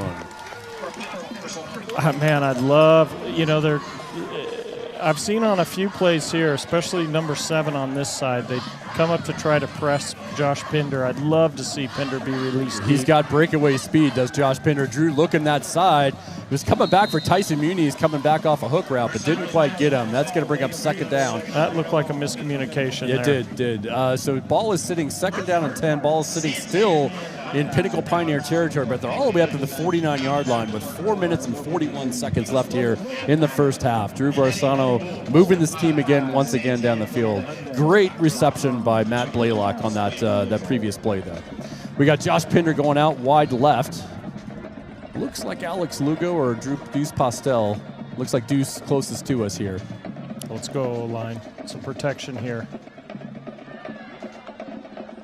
And that's Drew's got the ball. He's rolling out to his right. He's got a man open. That is Alex Lugo again. Dropped the ball. I think he dropped it, or it's either picked, or they're fighting over it. Should be our ball. Ty goes to the receiver. Yeah. Yeah, Alex Lugo with a couple of just toss-up balls tonight. Not quite coming down with them. That's our ball. That's our ball. That's a first down. Good job, Alex. Yeah, Alex Lugo got that ball, started downfield, but you could see it come loose almost immediately. Great job of getting that possession back and fighting back for it. Drew Barsano brings the line. Look at the press coverage on Josh. Okay. Oh, Blaylock had room, but he falls down, and he gets a yard or 2 there, though. He's up to the 30-yard line. So the ball started at about the 32. That's a gain of 2. Matt Blaylock could have had about 4 or 5 more yards if he had stayed on his feet, but immediately kind of stumbled. LaRue, Frick, Hammond, all back in the game. Same with Jackson Campbell. You have Braden Frick, number 21. And again, you'll see him on offense and defense, lined up at wide receiver. You've got Drew Barsano's got 3 men out to his right, 1 man out to his left. He's got Gavin Hammond in the backfield with him. 3 minutes and 50 seconds left here. The clock is ticking. Deuce Postel in motion. Drew's looking downfield, looks at that rush. He's trying for Braden Frick down the middle. Couldn't quite get him.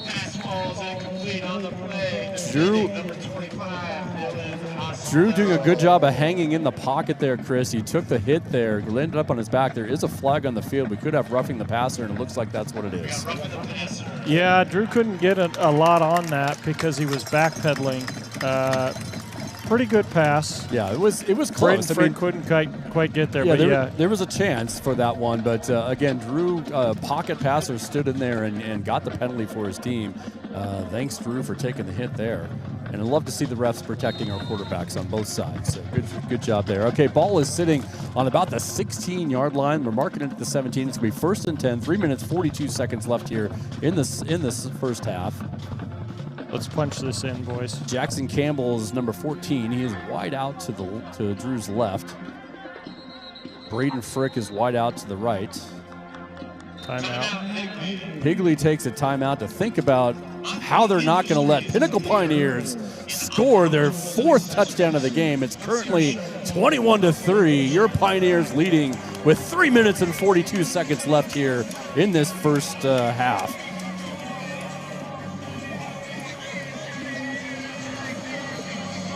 How about Oasis? Oh, we talked about Oasis management already, so let's move to Papa John's. Enjoy the ease of ordering delicious pizza for delivery or carryout from a Papa John's near you. Use promo code PIONEER20, that's PIONEER20, for 20% off. And a 10% donation will go back to Pinnacle Pioneer Football if you do it. What a great deal. Thank you, Papa John's, not only for your sponsorship, but giving money directly back to Pinnacle Pioneer Football. That's offer code Pioneer20. We all like to laugh. I can't imagine this game is very funny for the Higley Knights right now, but the House of Comedy, that's funny.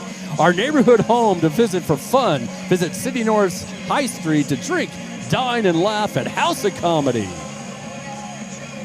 Then there's R.J. Peters and Associates, PC Family Law, because not every play goes as planned. If that's the case, check out R.J. Peters and Associates. And finally, Neat Doopy. That's Neate Doopy. Better service, better solutions, better relationships. That's Neat Doopy.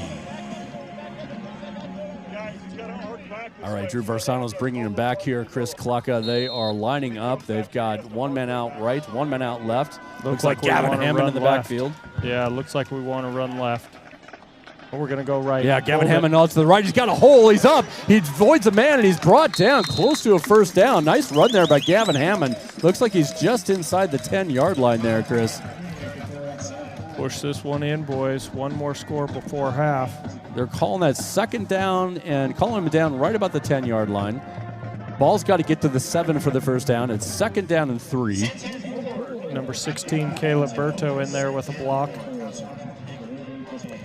All right, they got the big man formation here. It's just Drew Varsano. One man way out to his left. They got Gavin Hammond in the backfield. Drew's going to throw it out of that formation. He's got a screen pass. He's got Josh Pinder coming across the middle. That was a nice route by Josh. Just a short slant, just in front of Looks like it's where the referee's marking. It should have enough for the first down, and he certainly does. That's going to be first and goal for your Pinnacle Pioneers.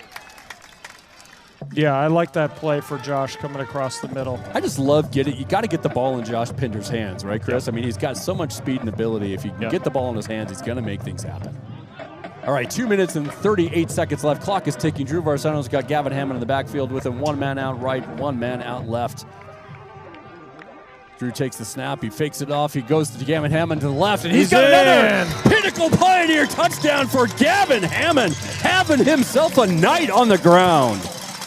Big blocks there again by number 79, Tanner Peltier, and number 75, Langston Asante. Gavin Great Hammond, job, boys. Chris, they've run that play. They started off the first couple plays of the game with it, and it's that just little juke right up the left side middle, and Gavin Hammond is making a heyday of it. That's his second touchdown of the night on the ground. Another Kick is good job by up, and Deuce. that is good. Yeah, you're right. That ball even skipped back to Deuce. Yeah, Great job handling it. Good hands team there on Deuce Postel on the handle, and that with 2 minutes and 26 seconds left here, still in the first half. The Pinnacle Pioneers get that fourth touchdown. It is now 28-3, your Pinnacle Pioneers. And if you're just joining us, yes, that's not a mirage. The Pinnacle defense actually gave up some points. Unbelievably. That's the first points this season, Chris, that they've given up, as we talked about before. Wasn't really to their own doing, as a field possession kind of thing where Higley got the ball well into Pinnacle Pioneer territory. Even in giving up 3 points, they had a great defensive stand to keep them to just 3. So that streak is over. A new streak has begun, because we're going to see the defense here once again with 2 minutes left, a little over 2 minutes left here in the first half. Yeah, we weren't going to shut out everybody, unfortunately. Yeah, I kind of like to see that over with. I don't want to have to worry about that anymore. We got some tough teams coming up on the schedule.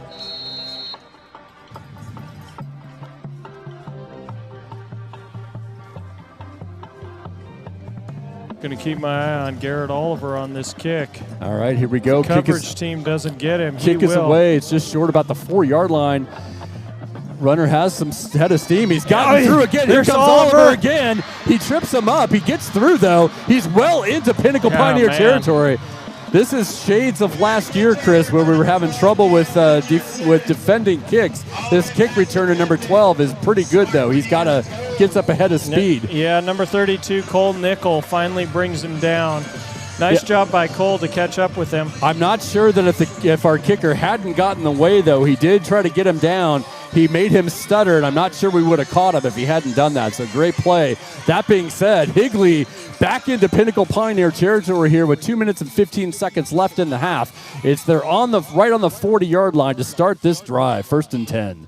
Quarterback has a man in the backfield with him, 2 men out to the left, 1 man out to the right. He's rolling out to his left. He's getting chased. That's Gazier with the chase there. Luke Gazier.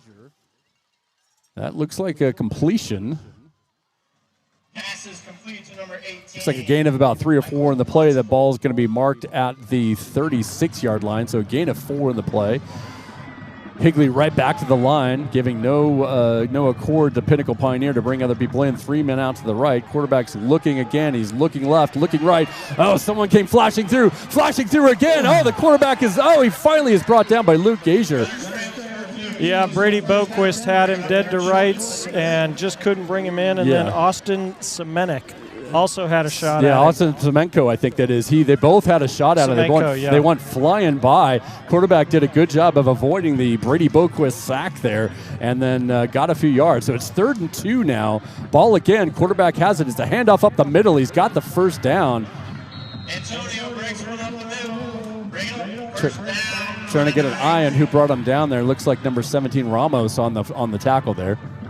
Clock is ticking with 1 minute and 10 seconds left. Higley right back to the line, trying to make something happen here. 3 out to his right, 1 out to his left, 1 man in the backfield. He's looking downfield, under pressure again, up the middle, off the fingertips. That could have been an interception too. Not very well thrown there, off the mark, and that's going to stop the clock with exactly 1 minute left there, Chris. Cash Silva with the coverage there.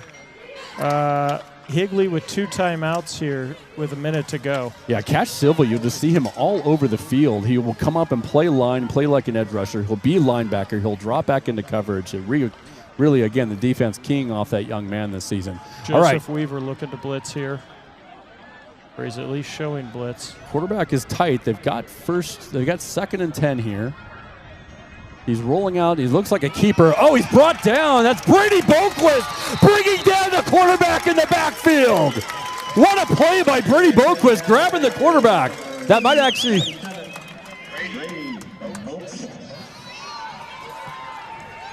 And that's a loss of 5 on the play, bringing up 3rd and 15.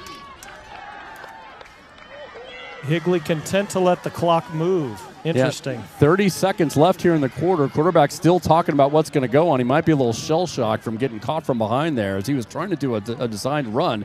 He's getting chased again by Boquist. He's coming down. He's rolling out to his right. He does not get the reception as Caden Cresswell calls it incomplete. Yeah, I think Xavier Thomas on the coverage there. Great job. Good pressure on the QB, and Xavier Thomas right there. So 4th and 15. Someone has lit a fire under number 77, Brady Boquist, making some plays here on this defense. It is 20 seconds left. As I said, your Pinnacle Pioneers up 28-3. It is 4th and 15. They are definitely going for it. There's no punting here. Quarterback is rolling out to his right. He's looking downfield. He's got it in the air. It's a reception. No, ball's on the ground. That's incomplete. That's going to be Pinnacle ball. 15 seconds left. Pinnacle will take it over at about the 31-yard line. Number 24. Chris, this is almost I'm almost tired of saying it, but I'll never get tired of saying it.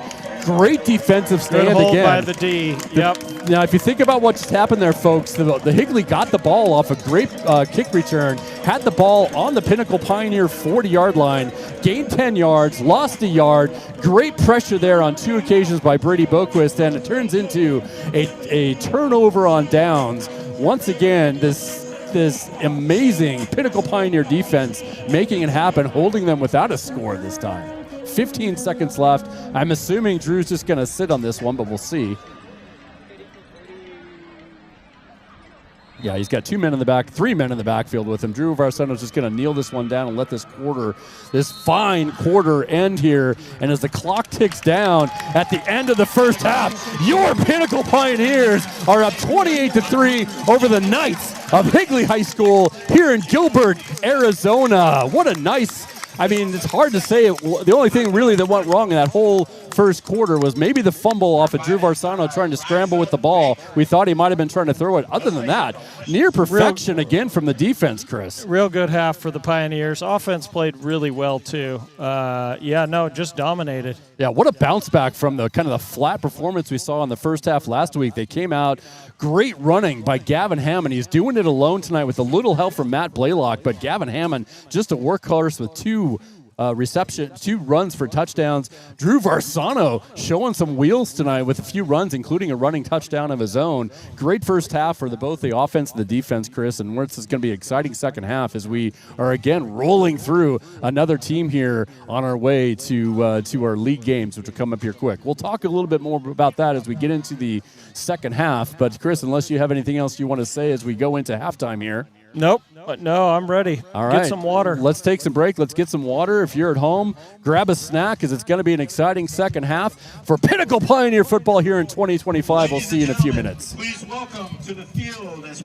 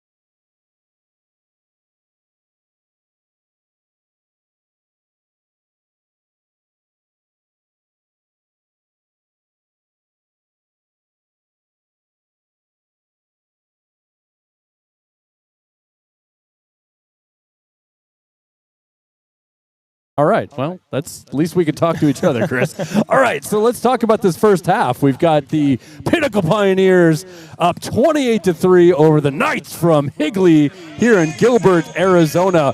Really nice first half, Chris, as we talked about it going out of the first half.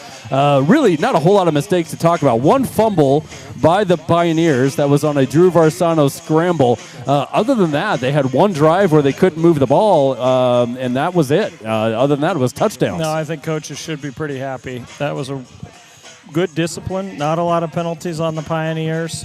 Pretty clean half for us. Yeah, really clean. And then on defense, my goodness. I mean, yes, I'm sorry, folks, if you're just coming into this second half and looking at us. The Pinnacle Pioneer defense did give up 3 points. That's their first 3 points of the season. Unbelievable. They won almost 14 quarters without giving up a point. And those 3 points were just on a bad field position turn that they had where Higley got the ball on the Pinnacle Pioneer 40 to start a drive. And they ended up kicking a field goal or kicking a 35-yard field goal. But again, even in giving up 3 points, the Pioneers, Chris, had a great defensive stand, one of many that they've had here tonight. Yeah. Defense is playing great.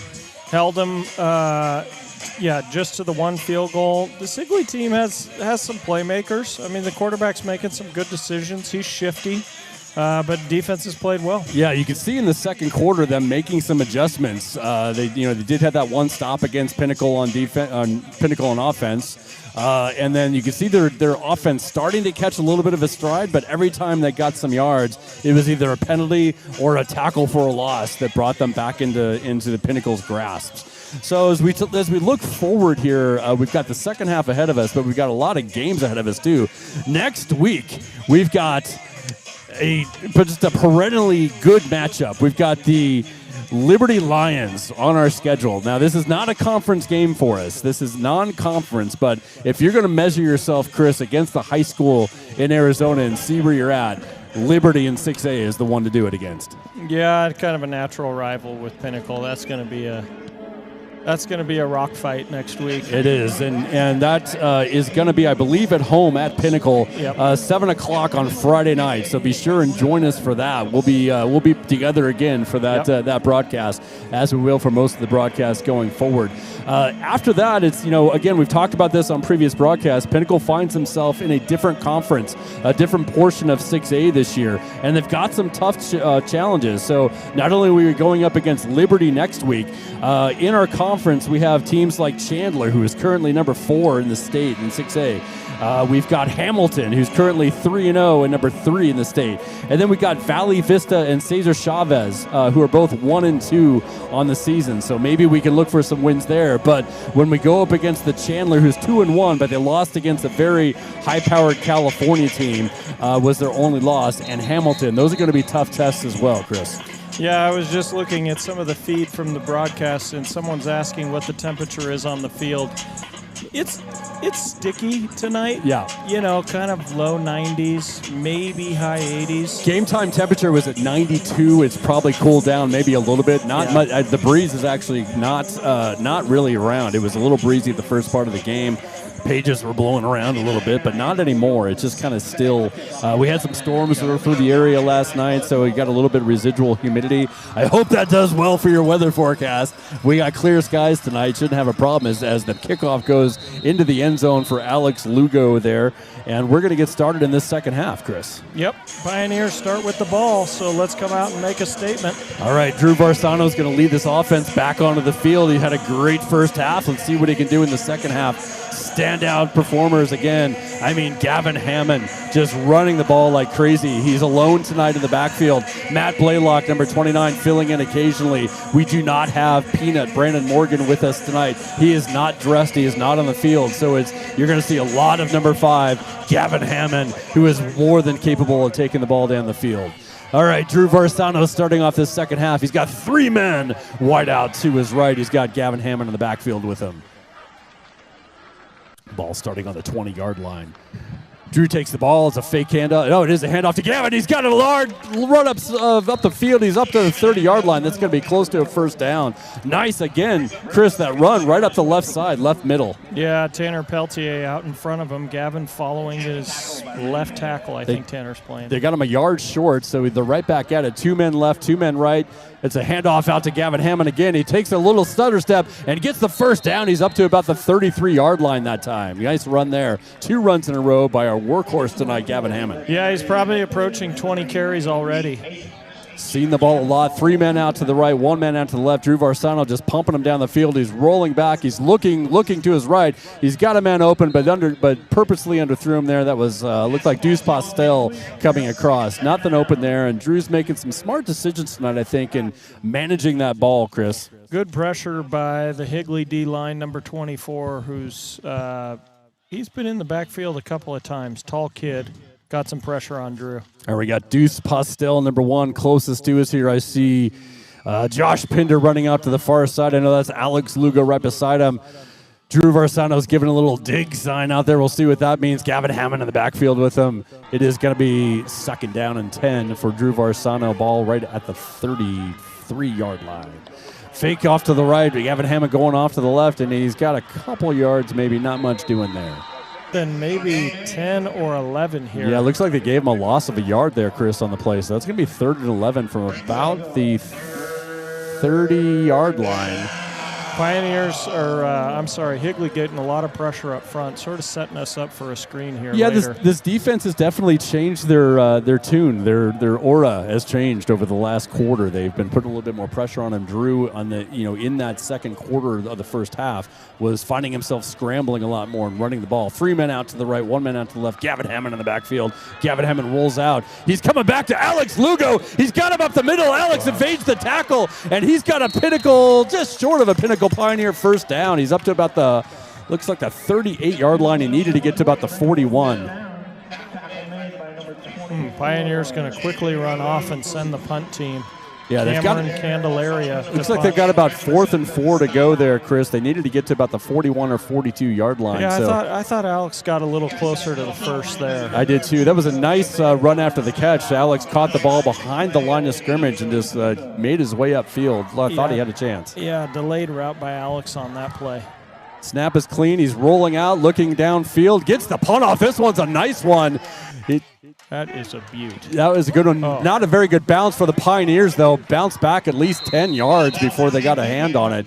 That was Tyson Muniz. Number 8, Tyson Muniz on the finally got the ball, but that ball took a horrible bounce for the Pioneers. Yeah, Braden Frick almost could have caught it on the fly because the Higley return man wasn't close to it. Yeah, the Higley return man was waving an arm low, almost looking like he was trying to call fair catch, kind of faking it out. I'm sure that's a tactic there that he was trying to do. So the Pioneers stayed away from him. The ball hit the ground and bounced back. But that's going to give the Higley Knights the ball back. They're going to have the ball on their own 35-yard line, 1st and 10. 9 minutes, 48 seconds left here in the third quarter. Set the tone here, defense. 1 man in the backfield, 2 men out to the quarterback's right, 1 man to the quarterback's left. Ian Fulmer, number 99, just chomping at the bit to get in there, and here he comes. It's a handoff up the middle. Fulmer comes back, gets in on that tackle, Chris. Number 56, looks like Hayden Franklin. Hayden Franklin on that one as well. All right, so that's going to be a gain of about 3 or 4 in the play. That'll bring up 2nd down and 7. They're calling it 2nd down and 6. Clock is ticking, 9 minutes and 22 seconds left here in the third quarter. That's a handoff, quick handoff, and that's going to be a 1st down for Higley.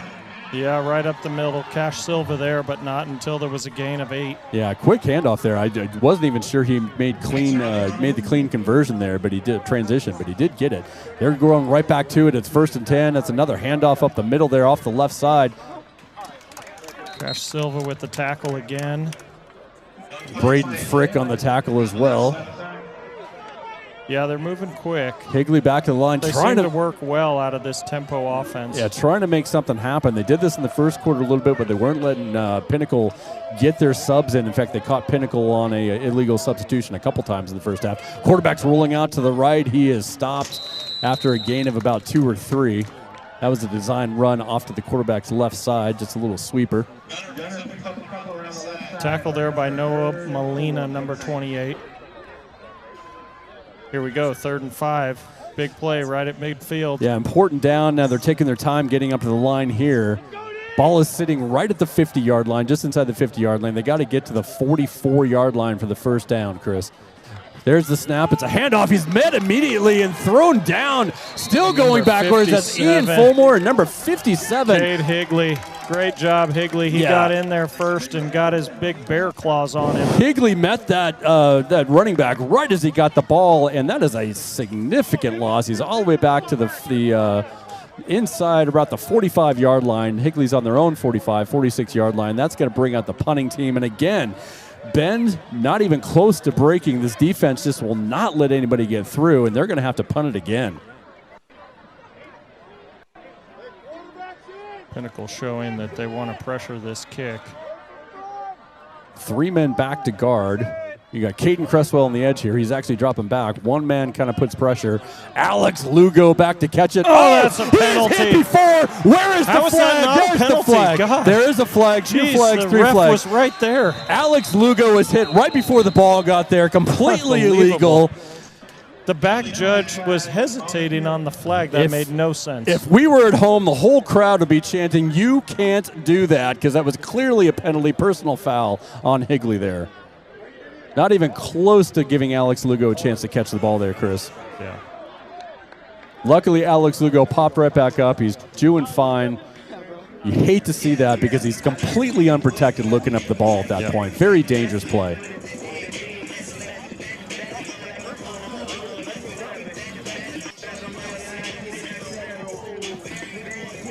So the referee, where the hit took place is about the 15-yard line. That's where Alex took the ball, and he's marching it off. He should be going all the way up to the 30, and he sure is. So Pinnacle's going to take it in their own territory, 1st and 10 from the 30-yard line after that just kind of horrible penalty, very dangerous penalty on Higley, hitting Alex Lugo before he got the ball on the punt. Looks like we got Josh Pinder right here on our side of the field, single man out to Drew Varsano's right. Can't tell if that looks like might be Gavin Hammond in the backfield. 1 man out to the left as well. Pinnacle's been in this kind of big man formation a lot tonight, Chris. Yeah, we like to run out of it. We're going to send Zet 96 in motion, yeah. Here comes Gavin Hammond out to the right side. He's got a little seam. He gets close to a Pinnacle first down. Nice run there. Nice blocking by the line and number 96. We don't have a name on this player. He's been playing lights out tonight, though. Yeah. Really playing almost like a hybrid lineman, tight end / fullback, making room for Gavin Hammond to make some yardage. Yeah, Matt Blaylock going to replace Hammond. Looked like he was holding his groin there, but Hammond with just a workhorse tonight. Yeah, hopefully he's okay. We've got 2nd and 1 here. Blaylock in the backfield. A little bit of a jump there by the defense. Looks like Drew is trying to get him to go off sides. Drew's got 1 man out right, 1 man out left. He's got number 96 again, kind of in that hybrid tight end position. 96 is a big man. Comes over to his left side. Drew is making the call. There's the snap. Drew's going to throw the ball. He's looking. He hucks it up. Throws it to 96, but he cannot come down with it. I wish we had that young man's name. Yeah, Drew was pressured again, this time by number 98 on the defense. We just can't get much of a downfield passing game tonight. No, they are putting pretty good pressure on Drew, and he is feeling it. You can see him kind of dancing around and looking for. He hasn't had much of a chance to step up into the pocket. But to Drew's credit, he's doing a good job of making chances to run and taking them. Drew's going to hand it off now to Blaylock. He's got that Pinnacle Pioneer first down up to about the 44-yard line. They're trying to strip the ball from him. Great job by Blaylock holding on to it. He comes out wide now. Looks like Drew's going to operate from an empty set. That's Blaylock out closest to us, wide out to Drew's right. Looks like he's got one other receiver. I can't tell who it is. Over to his right. 2 men, 3 men out to his left. Ready to go. Drew's looking downfield. He scrambles to his left. Looks like he's going to keep it and run. Drew Varsano slides down, gets hit again. Well after the slide that time. No penalty as well. We've seen a couple close ones tonight, Chris, where that could have been a flag. Marginal. That one I think was the worst one of all, where Drew was clearly in the sliding position and took a little bit of a hit. That one could have been a flag. That being said, that's a gain of 3 on the play for Drew. The ball is up to the Pioneer 47-yard line. Clock is ticking with 6 minutes and 20 seconds left here in the third quarter of this game. Second down, 7 to go. Drew Varsano's got 2 men out to his left, 1 man in the backfield, 2 men out to his right. Fake out to the right. Drew's got the ball. He's got a man open. Play. That is Tyson Muniz. He's got room downfield. He's got it up to the 30, past the 30-yard line of Higley. What a nice run after catch for Tyson Muniz. Great play that time. Drew faked the handoff to the left, rolled right. Tyson coming across the field. Drew got him right back to the line. 2 men out to the left. He's going left. He keeps it. No, he tries to hands it off to Blaylock. Blaylock's got some room. And Drew Varsano and the Pioneers are giving the Higley Knights a little taste of their own medicine, right back to the line and ready to go. No substitutions for you, boys. Great job by the line there. Carlos Rios and Tanner Peltier out in front blocking. Gain of almost 7 on the play on that one by Blaylock. That brings up 2nd and 3. Clock is still ticking with 5:27 left. Trying to see if we can see Gavin Hammond on the sideline someplace. He's not on the trainer's table, so hopefully he's just taking a little breather. He's up there. Of course, Gavin Hammond is sitting right by the coach, ready to go in. Chomping at the bit. Drew Varsano's got 2 men out left, 1 man out right. That's a handoff to Blaylock up the right side. He's met pretty immediately, maybe a gain of a couple there. Close to a first down. Looks like he's just short. That's going to bring up 3rd, and we'll call it 1. Probably less than 1. Ball is sitting just right on the 20-yard line, and they've got to get almost to the 19. Drew's got him to the line real quick here. He's up to the line. Looks like a little tush push. There goes Drew. He didn't get much penetration there. I'm not sure he got the first down there, Chris, if that play did count. Didn't look like they're going to give it to him, but there's a penalty, and it's against the Pioneers. Yeah, a little offsides there. Something going on, or legal motion. And the coach is going to accept the penalty, so we're going to be 3rd and 6. Oh. Yeah, that's 3rd and 6, and this is, with this score, this is probably 4-down territory, knowing the Pioneers. They don't kick a lot of field goals. They will go on a 4 for 4th down. We'll see what they do here. Hopefully they don't have to think about it. It's 3rd and 6. Ball is now sitting back on about the 25-yard line. Drew Varsano's got 1 man out right, 3 men out right, 1 man out left. Blaylock in the backfield with him. There goes Deuce Postel in motion, coming back to the right side. He's looking right. He's got a man open. Catch. What a nice catch in traffic by Josh Pinder. There's a Pinder. There's our man, Josh Pinder with the catch. And the Pinnacle Pioneer, first down. Using his size. Immediate snap to Drew. He gives it to Blaylock, who goes to the left side, but he's met immediately by number 4. Good tackle there by number 4 of the Knights. Yeah, that's going to be a loss. Knifed right through the line there. Blaylock didn't have a chance. Yeah, met immediately. That's going to be a loss of about 3 on the play, bringing up 2nd and 13. Ball is sitting about on the 18-yard line. Pioneers burning clock this quarter. Yeah. What'd you like to see? 28-3, your Pioneers are up. 3 minutes and 35 seconds left as the clock ticks here in this quickly going by third quarter. We are not in clock rolling time yet. The lead isn't quite that big. Drew Varsano's got it set. He's ready to go. He's rolling out to his right with the ball. He's got a man open. Nice pass. That is Deuce or Alex. Yep, Lugo. That is Alex Lugo, number 4, with the catch. Nice little rollout. Little short of a first down, maybe 1 or 2 to go. That's going to bring up 3rd down, and looks like 2. Another good play like the one to Muniz with them coming across the field. Drew rolling to his right. Yeah, it's nice. Drew does a good job of picking up the guy, rolling with him on the same direction in that one. Had some trouble with that last week in the first half, but nailed Alex Lugo there. 3rd and 2. They got to get to the 5. They're on the 7. Drew's got 1 man out right, 1 man out left. Blaylock in the backfield. He hands it off to Blaylock. and he's caught back in the backfield again.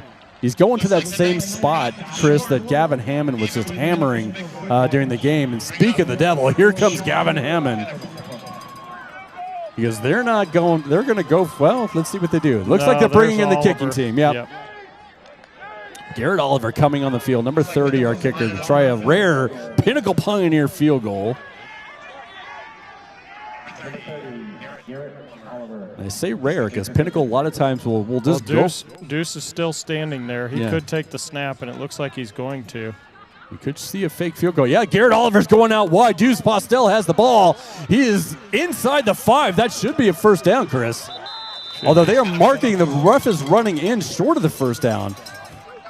I mean, there's no replay here. I would disagree with that. I saw Deuce across the 5-yard line.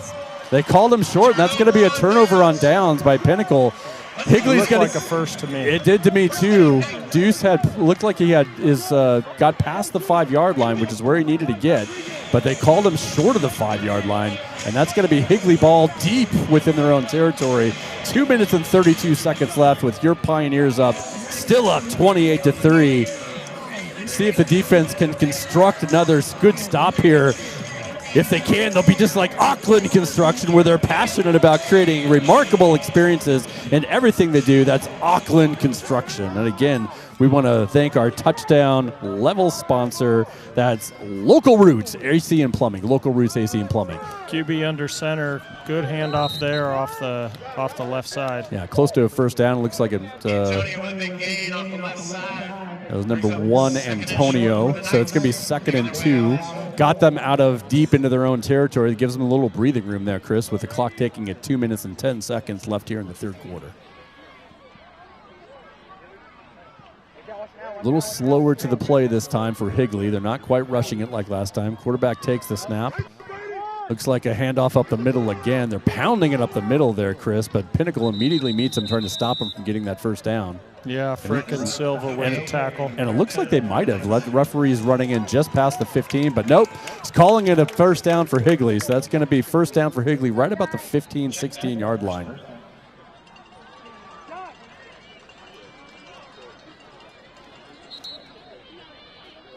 Scoreboard's calling a 1st and 10 from the 16. 1 minute and 50 seconds left here in the third quarter. Quarterback is set with 2 men out to his right, 1 man in the backfield. He's looking to pass this time. Oh, my goodness. Anderson. Sean Anderson just rolls right through. Quarterback never had a chance. Hung onto that ball way too long, by the way. First sack of the year for Sean Anderson, number 44. That takes him all the way back to the 5-yard line.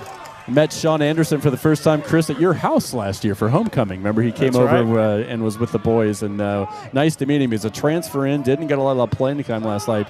I'd say Sean's probably about 6'5" or so, big kid. And excellent discus thrower. Yeah, really nice kid. We're glad to see him getting some playing time and getting his first sack for the Pinnacle Pioneers there. All right, so that brings up got to win 2nd and 21. They got to throw out to the right. They got a little space there, but he's met immediately. Gets a good job by the runner there to keep going. He got Austin Semenko coming back and making that tackle. Almost back up to the original line of scrimmage. Ball's just inside the 15-yard line there.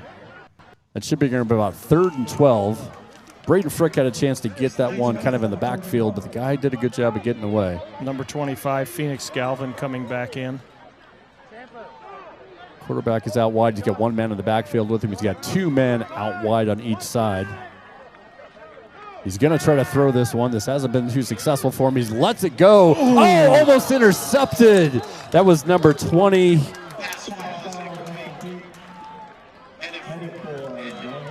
Weaver. Joseph Weaver almost had it. Yeah, just had the ball in his hands. He's going to regret that one, but that's going to bring up 4th and 12 deep into their own territory. And I hate to sound like a broken record here, but another defensive stand by the Pinnacle Pioneers. I mean, it just seems, Tris, it seems like they're going to give up some yardage, and they just get it right back and hold these guys. Yeah, good stop there. Number 15, which also is their quarterback, is back to do the punting. They did try one fake punt earlier in the game in the first half, which was unsuccessful. I doubt they're going to try that here, but you never know. Punt is way close to being blocked. Alex Lugo gets it. He's on the, looks like his knee touched down at about the 49, 48-yard line. Good reception, though, for Alex. These punts are a little knuckly, and Alex is doing a good job of bringing him down. Yeah, really good catch by Alex. A lot of concentration there, especially after getting the penalty on the last punt. That makes you a little jumpy. So one thing I just love about Alex, back there to receive kickoffs and punts, is he's not only a great runner with the ball once he gets it, but so sure-handed. And really trust him back there. So Drew Varsano's bringing him back out while they're waiting for Drew to clean up the rest of this quarter. How about Made Pro for your cleaning needs? Cleaning is deeper with Made Pro. State Farm Insurance, like a good neighbor. Don Drell is there with State Farm. All right, Drew Varsano's got the offense in the field. 3 men out to his left. He's got 1 man in the backfield. That's a handoff up the middle. And he's got some pretty good yards there. Well, he gets us back into the Knights' territory up to about the 46-yard line. That should do it for the quarter. And that is going to do it for the quarter. So at the end, that was Gavin Hammond, by the way, on the carry. So at the end of the third quarter, score remains the same. Your Pinnacle Pioneers up 28-3. Thank you for joining us tonight. I know we've got people around the country. The Pickle family from Wisconsin, they want to see Braden Frick do good. I mean, chances are pretty good. He's having a great season, 3 interceptions and an offensive touchdown in the season. Leading the team, or close to leading the team in tackles. Braden Frick, the Pickles from Wisconsin, wants you to do well. All right, Chris, well, we got 1 more quarter here to play. 1 more quarter. Nice to see if the offense can capitalize on this drive here. Scoreless third. Score is still the same that it was at half. Yeah, kudos to the Knights, the Knights, Higley Knights defense there, holding Pinnacle Pioneers scoreless for a quarter. That hasn't happened too often.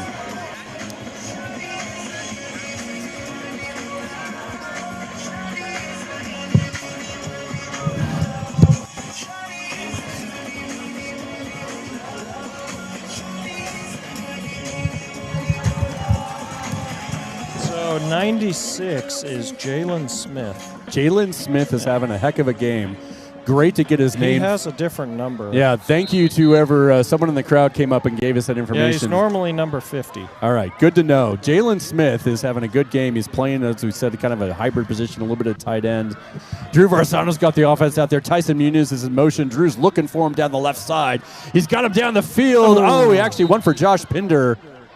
Little contact there by number 20. Josh went after that ball. Good way to go up, but that's an incomplete pass. Drew Varsano starting off at about the 46-yard line there. Good pass, a little high. Josh went up to get it. Good defense.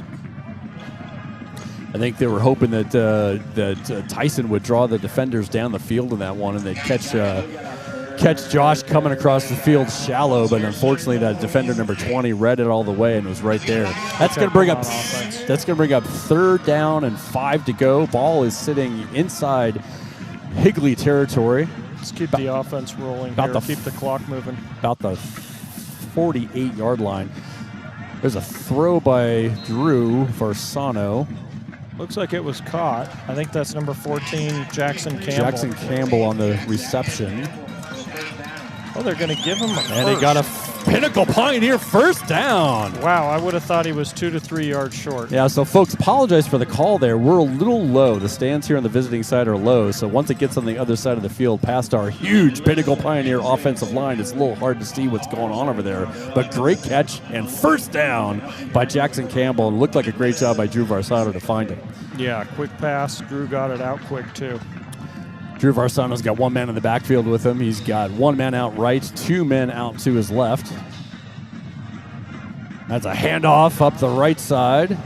That time it was Gavin Hammond again. Doesn't look like he got much of a gain there. Yeah, maybe just back to the line of scrimmage. Defensive line for Higley did well. Collapsed our line. Braden Frick coming into the game on offense, as is Tyler LaRue, number 12, coming into the game. Number 78, Ian Frank, checking in on the offensive line.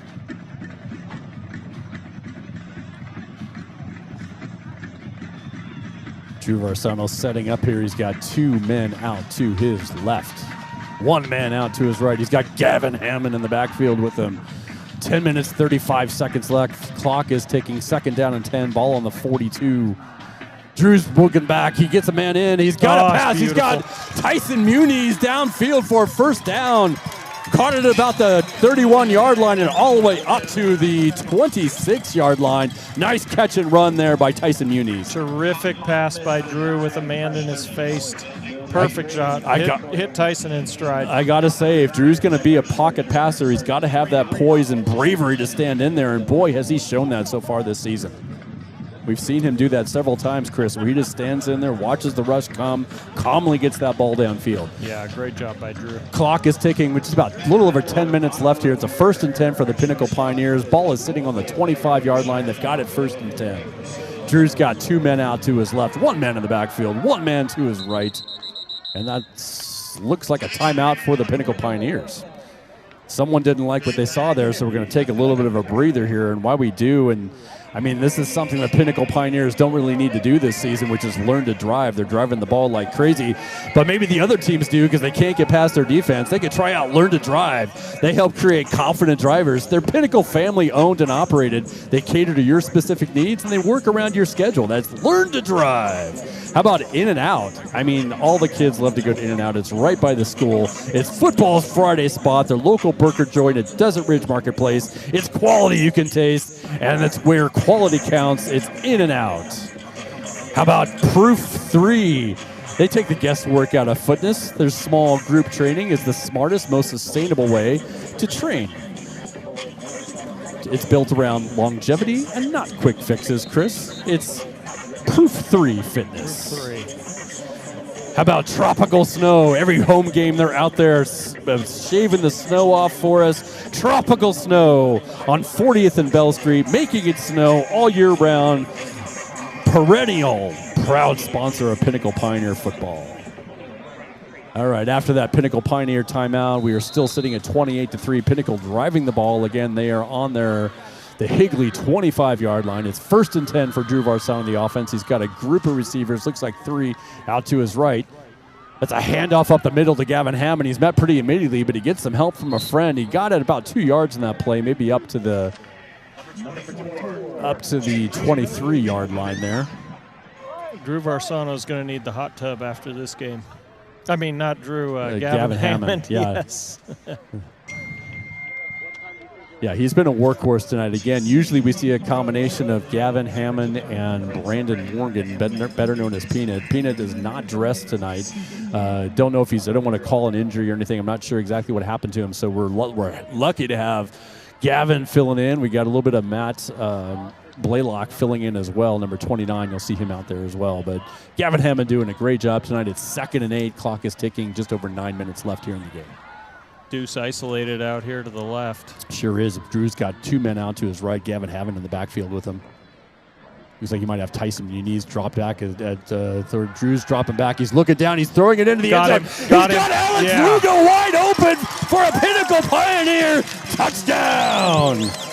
Well, we said Deuce was isolated to the left. He slanted across to the far side of the field, and Alex and the receiver with him, who I think was LaRue, crossed Deuce in the middle going the other way. He had like 3 or 4 steps on his defender. Might have been Jackson Campbell, number 14, but either way, good call there.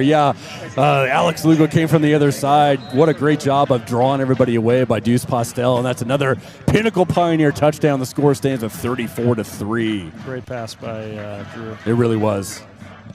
A little bit of a squirrely kick, hits the upright, hits the left upright, and that is no good. So it stays 34-3. You couldn't tell if someone got a hand on that or it was just a little bit of an off kick there. Yeah, it came off weird. It seemed like there was a hand, but I didn't. It looked like our cover or our protection was fine there. So with 8 minutes and 48 seconds left here in the game, your Pinnacle Pioneers are up 34-3. What another nice drive, and like you said, great throw there by Drew Varsano. He saw Alex, waited patiently for him to get open, and then found him right inside the end zone.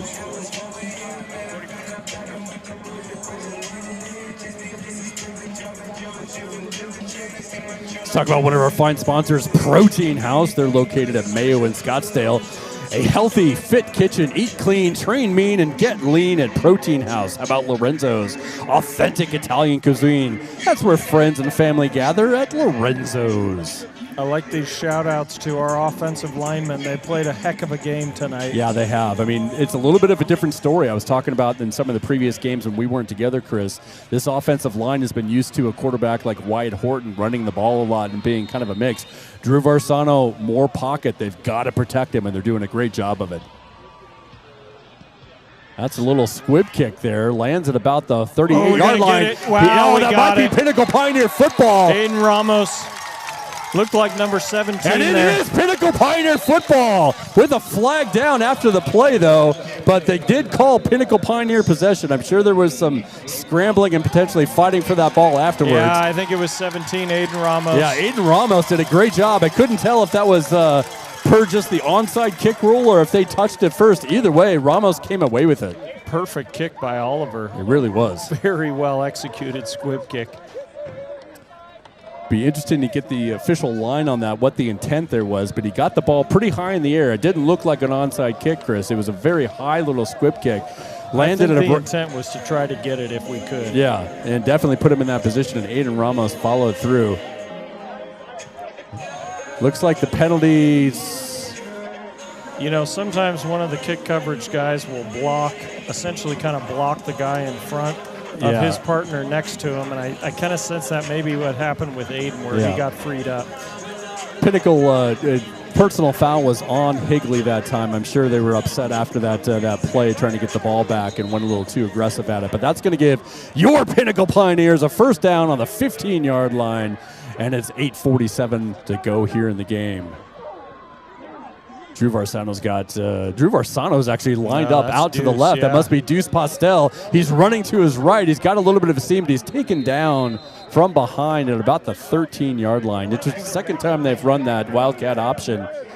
Would love to see Drew get a little reception there off of one of those sometime. Yeah, they ran Deuce to the short side of the field, and interesting he choice, just kind right? of ran out of room. Yeah.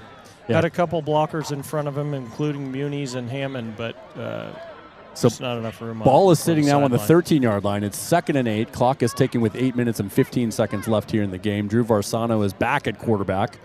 He's got one man in the backfield, two men out to his left, one man out to his right. Got Alex Lugo sitting here in the slot. Let's see if he can make a little cut across the middle here for Drew. Give him a target. Drew's looking. That's a handoff off the middle. That's Hammond again. Never touched. Great job again by the line. Carlos Rios.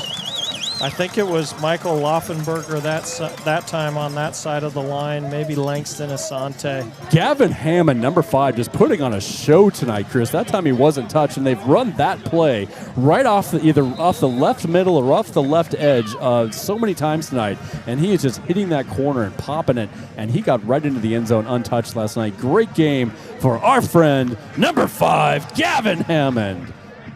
All right, here's the extra point attempt. Last one was no good. This one is up and good.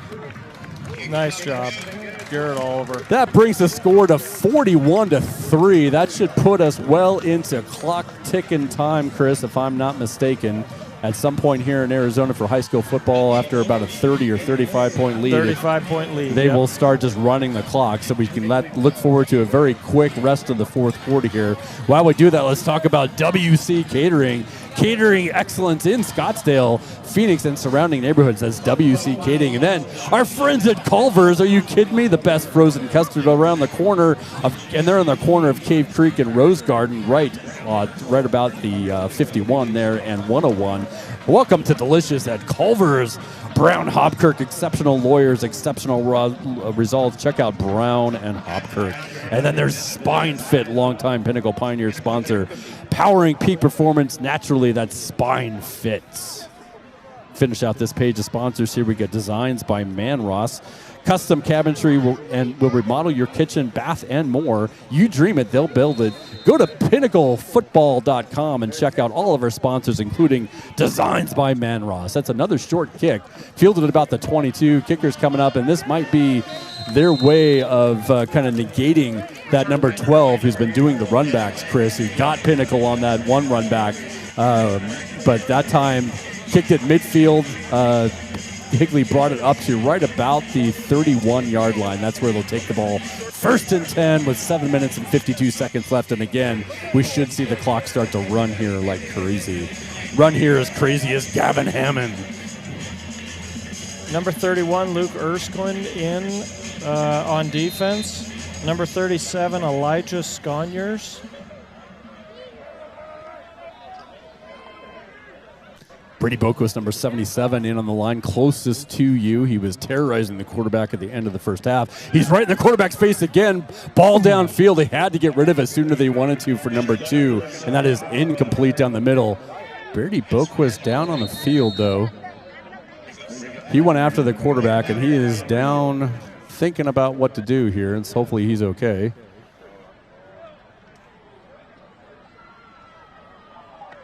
Oh, maybe a cramp. It looks like the trainer's trying to stretch his leg out. That's happened to Brady before, and it is hot and humid here tonight. It doesn't feel like it's cooled off just a bit.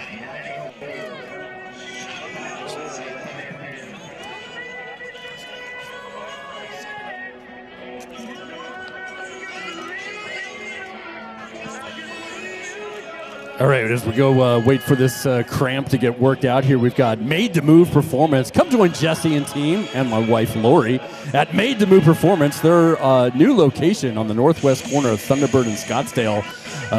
All your goals to work out, your training needs, come visit Jesse and team at Made to Move Performance.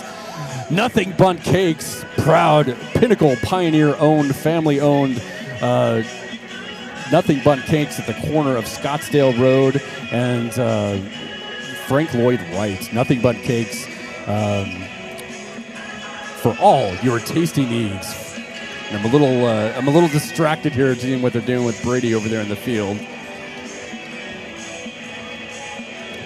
Looks like they're still trying to stretch him out. Got some fireworks off here in the distance. I'm not sure what those are for. How about Center Stage Dance Studio? Yeah, Brady's walking backwards off the field. That's a definite sign of a cramp. Definite sign of a cramp there as he's walking off, but he is walking off under his own power there, so good to see that.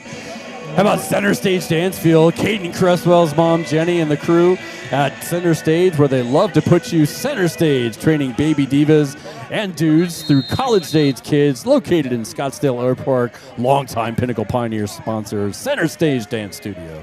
All right, here comes Higley back out there. They've got the ball with the running back going up the middle. This is a new running back, and he's close to a first down, number 34 for Higley. Tackled by Cresswell. You've got number 91, Aiden Riley, in there, and number 33, Terrence Hobson. Good to see Checked into the game. Aiden Riley getting some playing time, one of our favorites. Quarterback is back. He's handing it off again. Looks like Higley is happy to walk into the locker room here because they are not trying to get this ball downfield. That's close to a first down. Number 36, our punter, Cameron Candelaria, playing some middle linebacker. Love to see that.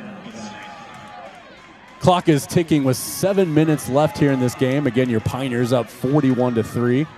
They're calling it 4th and 1 here.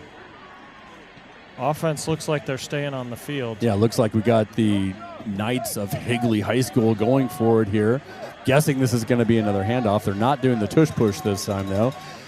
Oh, the quarterback keeps it. He's rolling out to his left. He's got 91, Aiden Riley in his face.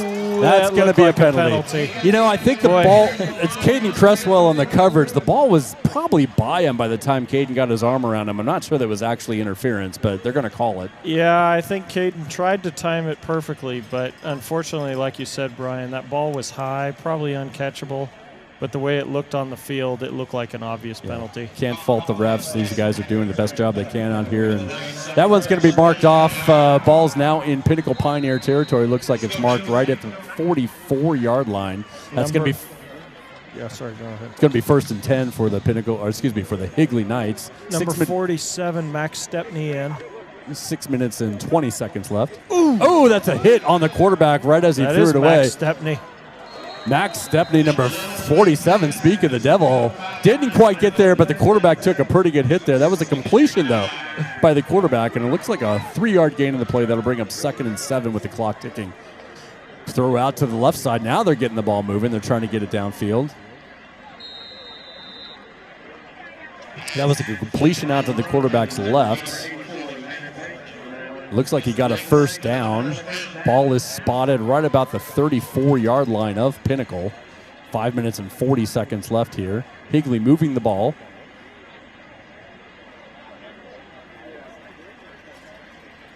Quarterback has wide receivers, 2 out to his right, 2 out to his left. That's a handoff up the middle. This one is met immediately by the Pioneers. Almost met at the transition between the quarterback and the running back. 5 minutes and 20 seconds left here as Higley is trying to make something happen here late in the game. Good job there by Austin Semenko. Held on for dear life. Yeah, they're not going to catch up, but at least they can work on some things for their next games here in this drive. Again, Higley coming into this game 3-0, as were the Pioneers. There's a rollout to the right. That's a completion to number 2. We've called his number a lot. He's had a pretty good game. That's our punter, Candelaria, with the tackle. It's John Asaro for the Knights. He's had a good game. We've seen his number a lot. That puts the 1st and 10. Ball is now sitting on the 16-yard line. Clock is ticking with 4 minutes and 40 seconds left here in the game. Quarterback is taking his time here, getting him lined up. He's got 2 men out, 1 rotating in now. On his left, 1 man out to his right, now joined by the other. So 2 men right, 1 man left, 1 man in the backfield. It's a high snap. He does take it down. He's rolling out to his left. He's looking towards the end zone. He lets it go. He's got a man open, and that's a touchdown for the Higley Knights. Yeah. Trying to see what that number was in the coverage. It might have been Ramos. Yeah, I think it might be number 37. It was 37. Yeah. I mean, not bad coverage, but a good pass. Receiver They're got a going little for 2. Yeah, receiver did get a little bit of spacing there, and a decent throw there by the quarterback. So that brings the score to 11-41. All that does is slows the game down, Chris. That's going to give us more time because we're under 35 points now. Yeah, defense is not going to like giving up a touchdown there. No, that was it's one thing to give up the field goal earlier, but it's interesting. We've had a lot of our games that we've won, Chris, this year have not been blowouts. We've scored over 35 points every single game off. 44, 54 points against La Cueva. So these have been blowouts. We've had second-team defense and even third-team defense in the game and still hadn't given up any points over almost 14 full quarters to start this year. So these are the first points this team has given up all year long in this game, but still what I would call a great defensive game for the Pinnacle Pioneers. Nothing wrong with this performance here on that side. Yep, absolutely. Pioneers likely to try to run this clock out now. Down to 4:20. Silver Strand Pools is a longtime proud sponsor of Pinnacle Pioneer Football. Luxury outdoor living from Silver Strand Pools. Go check it out. Onside kick coming here. Yeah, they're going to give it a try. Pinnacle lined up to get it. There's the bounce. Oh, he takes a good bounce. Oh, it's up in the air. What a catch. Tyson Muniz comes down with it. Off the bounce from Braden Frick, tipped it up in the air, and Tyson caught it. Braden Frick went up and I think had a hand on that ball, so that ball was live no matter where it was. But Tyson Muniz did a good job of backing up and coming down with it, and that should just about do it for this game as the Pinnacle Pioneers will look to run this out. 4 minutes and 19 seconds left. A lot still could happen. We've got... That was actually a well-exeted onside kick. It really was. By Higley. That second bounce. They almost got that. Second bounce went a good 15 feet in the air, and if you were going to have a good onside kick, that was it. Amari Davis in, number 80. Blaylock now getting the carry. And Braxton Lowe, number 18, is your quarterback. Drew Varsano out of the game, taking a well-deserved rest. Number 16, Caleb Berto, also in the game. Tell you, Drew Varsano and Gavin Hammond definitely deserve a rest tonight. Like you said, a little hot tub time. They've both put in a lot of work. Gavin Hammond just a workhorse tonight off the ground. Number 84, Kevin Sullivan in. Well, that's a nice run up the right side there. Yeah, that's Garrett Oliver. Yeah, that's our punter. Kicker. Our place kicker. Nice run there. He can kick. We've seen him hit tonight, and now we've seen him. Love that tackle on the kickoff. And now we've seen him run. Nice game there. All right, that brings up 3rd and 3. Clock is ticking at 3 minutes and 10 seconds left here in the game. Number 66, Tobias Apple, also in. Ball is sitting right on the 40-yard line. They'll need to get to the 37 for the first down. Braxton Lowe calling the snap. He's got the ball. He's rolling out to his left. He's got it. Braxton Lowe has some wheels, and he gets to the 35. That should be a Pinnacle Pioneer first down. That's the interesting thing I've seen about Braxton when he has had some playing time this year, which has been a lot. As I said, we've had some blowout games. Brings a different dimension for sure. A little bit more like Wyatt Horton last year. Has a lot of running potential, Chris. Yeah, number 46, Max Libman, coming off the field. And number 11 checking in, Kingston Boyd. Braxton Lowe calling the snap. He's going to hand off that time. Oh, bet immediately.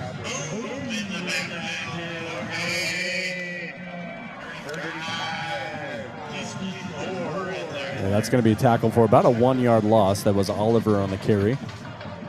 Again, kicker, hitter, runner, Garrett Oliver.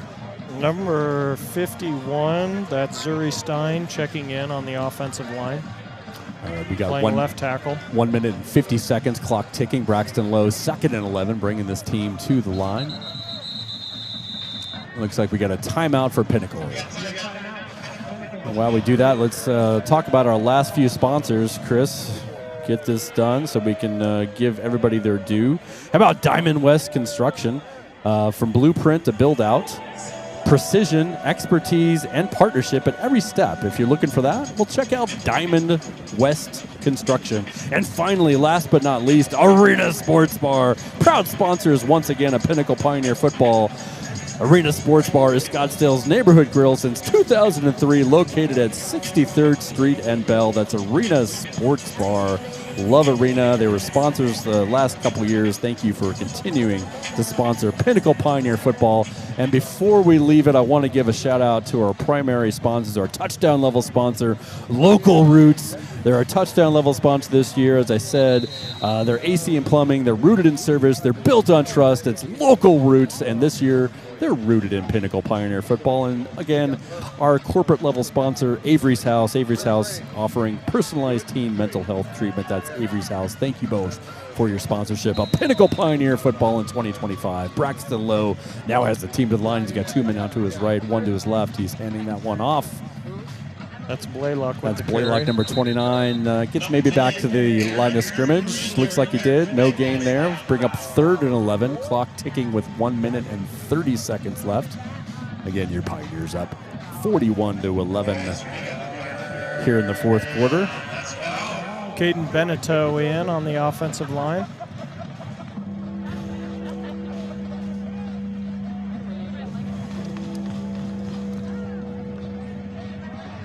Third and 11 here, Brian. 3rd and 11, Braxton Lowe brings the offense in. He's got 3 men out to his right. He's got 1 man out to his left.